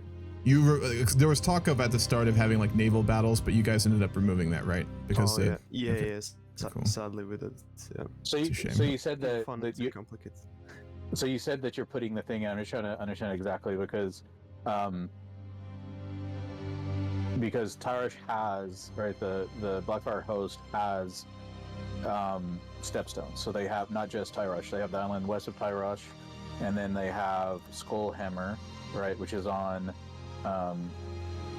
Skull Tide, and then Lys has also Skull Tide, and they have down. So stepstone and Lys. So are you talking that you're going to try to blockade like in between Skullhammer and Wreckstone? Because that's not even that's just like a fording right there. I don't know how you would be able to blockade that. So what we're trying to secure lower Sunstone, I think. So not necessarily the full extent, but just north of Sunstone, and then between the stepstones and down south. Which one is Sunstone? It's off the coast of Suns. Was it? Yeah. Well, Driftmark owns their land. No. So it's a blockade from like the south of Driftmark all the way to what? No. So, basically, it'd be from the Stormlands, where the Stormlands and what was this Greenstone, Estermont? Yep. Or do you mean Weeping down Tower? to Estermont. Okay. And then down from where the main part of Steps, the Bloodstone layer is down south. Basically, just like trying to make it so you guys can't get to. Are you blocking trade ships too? Yeah, everything will get blocked. Okay. But that's what I'm saying though. So technically, that's a fording. That's not a ship. So the ship, like it would have to go like around Skullhammer. So you would technically be putting a blockade between Tyrosh and one of Tyrosh's islands, because Tyrosh owns land in the Stepstones. You can't actually blockade the Stepstones without blocking Tyrosh from its own land. Unless you're saying, one question too. Who's participating in the blockade? Unless you're saying Rexstone.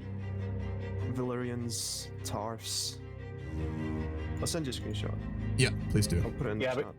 Because there is Rexstone. Rexstone is the last island that the Iron Islands also has the skulls, and that's kind of the issue. Like more or less. But that's what I'm saying. Tyrosh has islands less of the skulls. So just saying there's a blockade, you're blockading Tyrosh from its own islands. Which, if you're doing that, that's fine. But that's a pretty big declaration of war. No, look at the screenshot.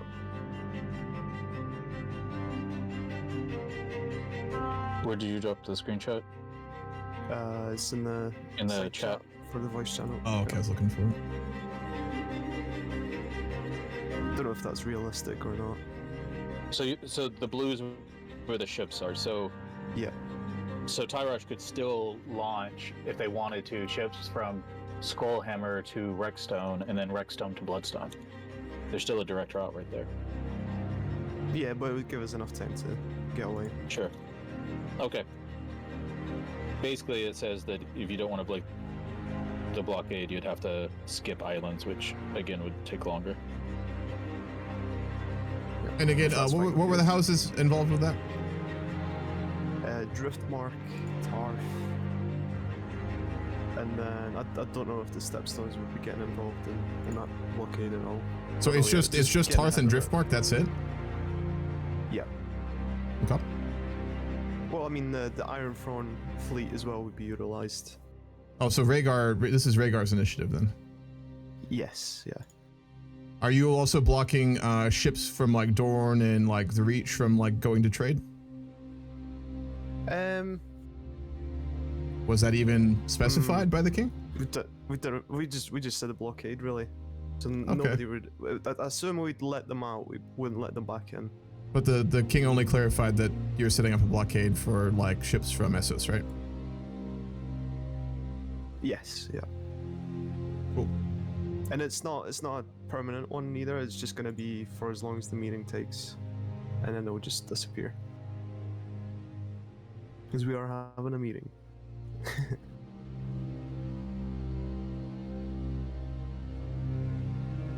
Alright, if that sounds good, then I'm gonna go back in there. Hopefully make the best of the next 4 minutes. Sounds good. Alright, cheers boys.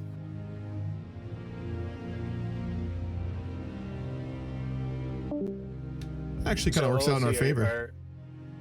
Yeah, from an OC perspective, are you gonna, with everyone declaring, Stepstones have declared, Mirror has declared, they've all bent the knee, so you're gonna put in a save edit for an Emperor title and them to be put under US Kings?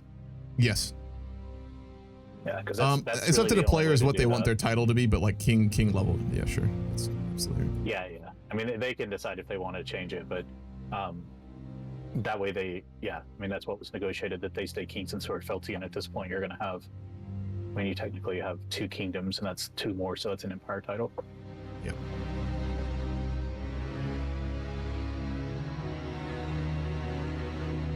Well, you're up to 513 gold, you're getting 24 gold a turn, you're up to 77 control, so you're still going up. and you're over 2,000 troops now.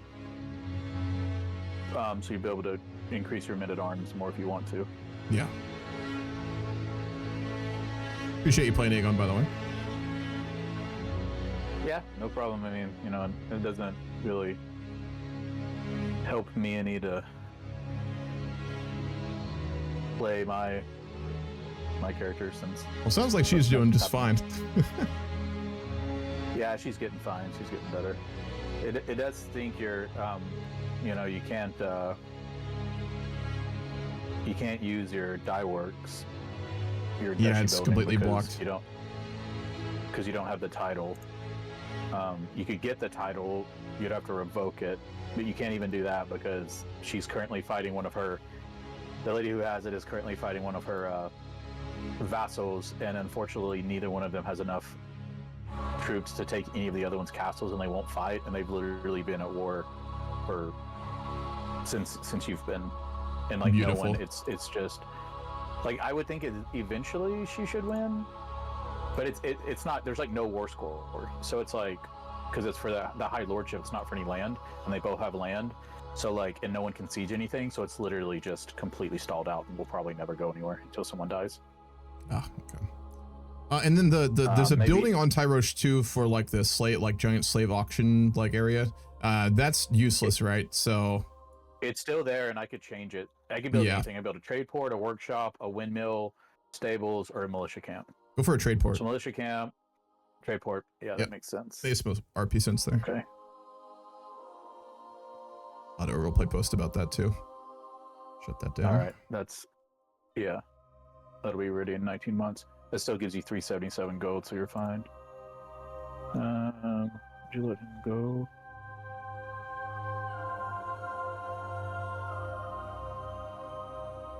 That's fine.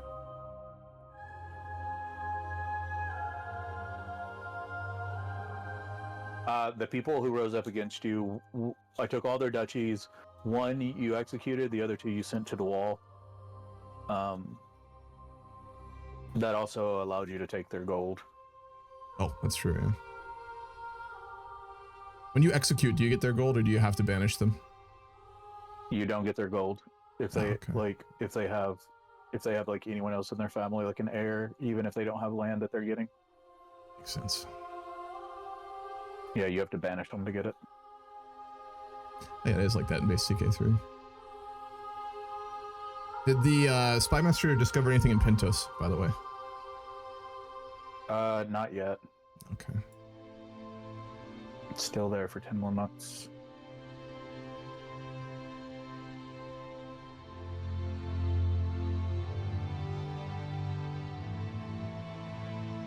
I gotta say, out of roleplay, things went pretty well, all things considered. I was bracing myself for like the death in battle 10 minutes in, but it didn't happen. Yeah, he made it longer, and it does stink. He had, like, if my guy wouldn't have got infirmed, he would have been fine, but... Yeah, you rolled so bad on it. I mean, he lived to be... Oh, yeah, he died at 74. He could have lived... Like, in some of the other plays, I got him well into his 80s, because, I mean, he had enough modifiers. He didn't end up having 3 daughters, though, so... So you had 3 kids total? Did you get any sons? Mm-hmm. Okay. No, all 3 daughters. He was widowed, but then he like randomly found a like pure-blooded High Valyrian, like who like he started having an affair with, and it was like, I love her, and I was like, yeah, bro, sure, cool, like that's fine. Like, her name was Loraya. Or she's the Westeros Valyrian. So he took her, and she was fecund. So even though he was old, she still had a kid. Though now she's refusing marriage now because she was in love with him. But yeah, they had a kid, Daenerys. So, oh yeah, another alliance is possible. But you ended up getting a lot of kids. Left. The game's over then. Okay, cool. It says pause, but not everyone's left yet. Okay. Is it just the one son for Aegon, by the way, or did he get any other kids? No, he's got more. Okay, cool. He's got Oh, did you not see that? Did you crash before that? Yeah, I did. As Aegon's got 3 sons. Oh, awesome. Cool. He's got Balon, his heir, who unfortunately is currently wounded because he got beat up. He's brave and shy. He's pensive, but he's being trained in martial. Because I think that's what you had set up. I did, yeah. Okay, everyone's leaving now. I was able to get him brave by influencing his personality, which I'll be able to do. I should be able to influence his personality again before too long.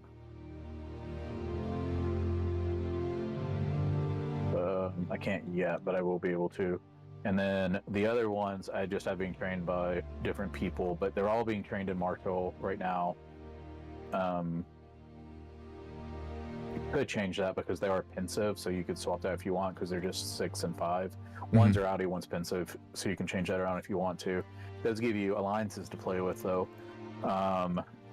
So yeah, we did end the game. Small harbors being built. You have 431, but you'll have the save, so you'll be able to see all this. Yeah, I'll go look into it. It was a good role playing with you, dude. Yeah, it's fun. Heck yeah. It's a good time. Hope you can make some more. I have heirs, so I'm gonna keep going with the campaign. So yeah, it's hard. We're usually pretty busy on the weekends, but doing all sorts of outdoor stuff. But we camp and all that sort of stuff. But I know you have a lot going on in your life because I remember reading your staff app on Babylon before I left, and I was just like, holy crap. Yeah, and at work now I have a new role, so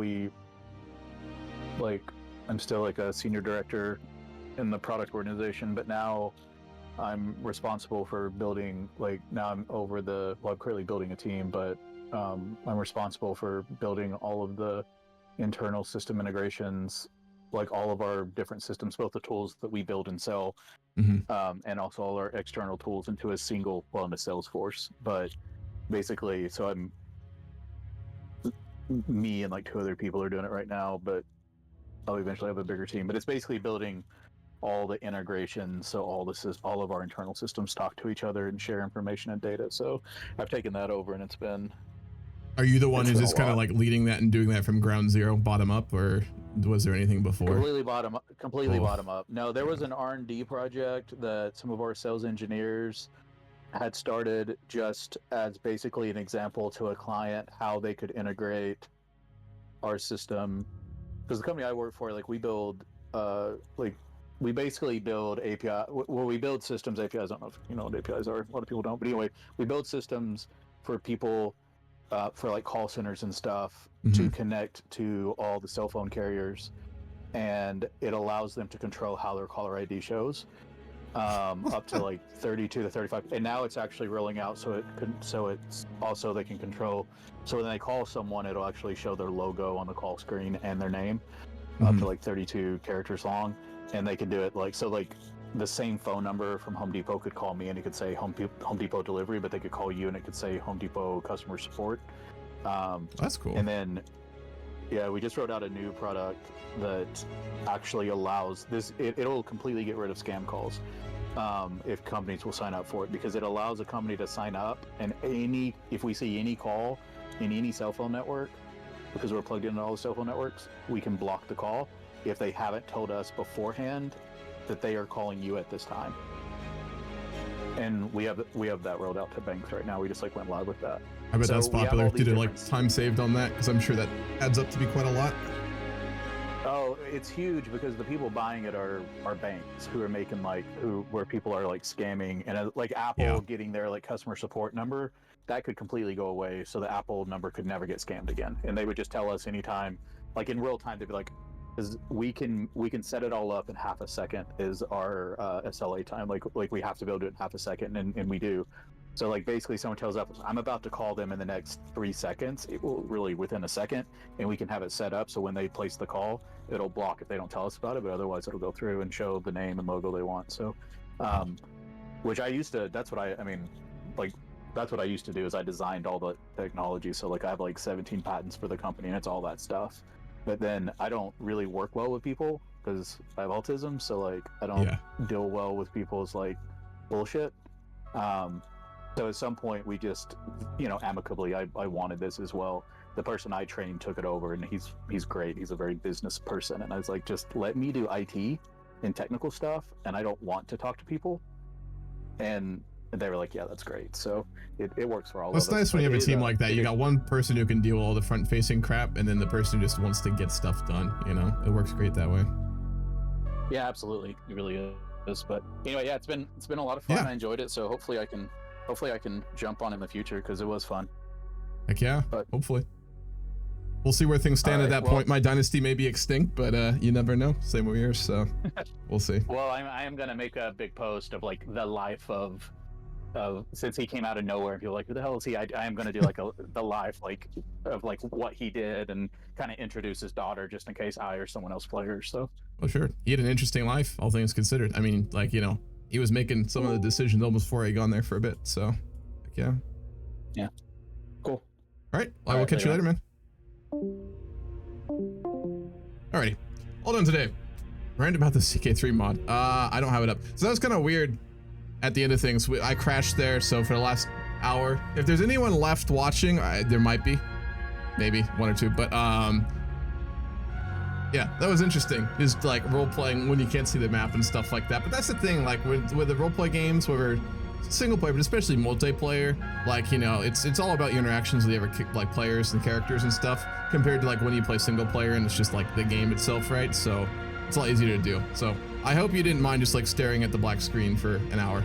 I should have got up the map of Westeros a while ago so we could just like look at what was going on. But overall, very successful. After the Ares campaign and how that went, I was a little worried we just get like game over in here, and you know, I'd walk like one tile from the start and just die. But that went really well. Like, we're in a good position. Now, don't get me wrong, the stepstone bullshit is gonna be tough to navigate around. This is why, dude, multiplayer in Paradox is such a mixed bag, because like the interactions with these games you get and the depth you get from playing with real people who, if it's like this and you're lucky, like give a shit and aren't just like ha ha ha metagame bullshit. But that's also fun if you do that and everyone's doing it, right? But you get like a depth and there's so much going on that it just kind of takes on its own tone. And I did miss it. Haven't done one of these since Babylon, besides, you know, the Ares game, and it is a lot of fun. So easy to just get carried away with the interactions of our characters and stuff, and we are in a freaking good position. The stepstone situation is so cool. I'm gonna rant about it for a second. By the way, just if you're still hanging around, I'm not gonna do the GC today. This went longer than I thought it would. I'm gonna stream tomorrow. So tomorrow afternoon, I'm gonna do the grand campaign when I'm done with FM. We'll do a long one. I got work on Monday, but I can go a bit late, so it's not too bad. But I want to get this GC episode done because I've got like another 2 hours left on it, and I can crank that out tonight and get that done for tomorrow. So there will be a grand campaign episode this weekend, and then I will stream the grand campaign tomorrow afternoon. I don't normally do Sunday streams. It won't be like a thing, but I will do it tomorrow just because I'm not doing it today.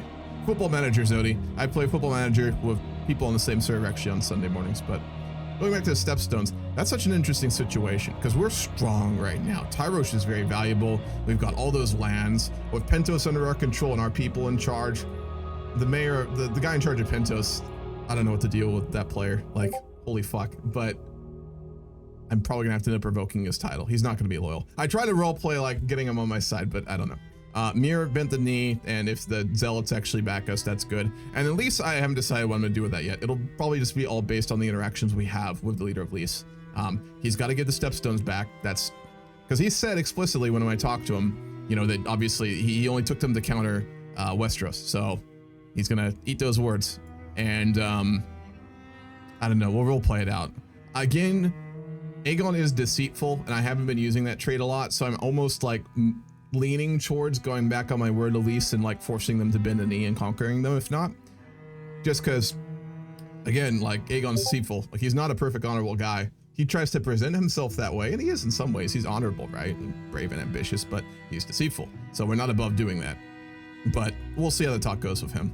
The Stepstones are the first huge wrench so far. We kind of just like, I mean, we had a great army. We're very strong. Aegon's a good character. He's a very capable guy. We walked with very little issues through most of Essos. The biggest kind of problem we've faced since the game start is the Stepstones. So just to recall what happened there is that the leader of Stepstones declared loyalty to us. I don't think in the game he's probably done it formally because it's kind of a complicated situation, but he's done that. And then he blinded the daughter of a really powerful family in the Reach when he raided the islands of controlled by the Iron Islands. And apparently the House Aaron is pissed off and House Tyrell is pissed off. That's very bad because I've read the roleplay. The Vale's unhappy with Rhaegar right now. And it would be potentially possible to get them on our side. We'd have to promise them some stuff, right? But the Stepstone bullshit kind of throws a wrench in that. The blockade is huge. Rhaegar announced a blockade of the islands and the Stepstones, blocking all vessels, military, or trade. That would include, from the sound of it, the vessels coming from Westeros. So he's blocking trade. You know who relies on trade with Essos for a lot of money? The Reach and Dorne, but especially Dorne. So Dorne, if they're not pissed off, should be even more pissed off now. So that worked in our favor. It didn't sound like that policy had much discussion behind it, which is great for us. So yeah, interesting ending to things as I stared up into space while you looked at a black screen, but a lot did happen there. And the Iron Islanders who came and talked to us. I hope the seed I planted will bear fruit in the future. We'll see. I'm looking forward to the next week. I think this will be an interesting campaign. I still think it is very much weighted against us. We're probably just going to get decked on by the Seven Kingdoms, but we're going to actually be like an actual threat, right?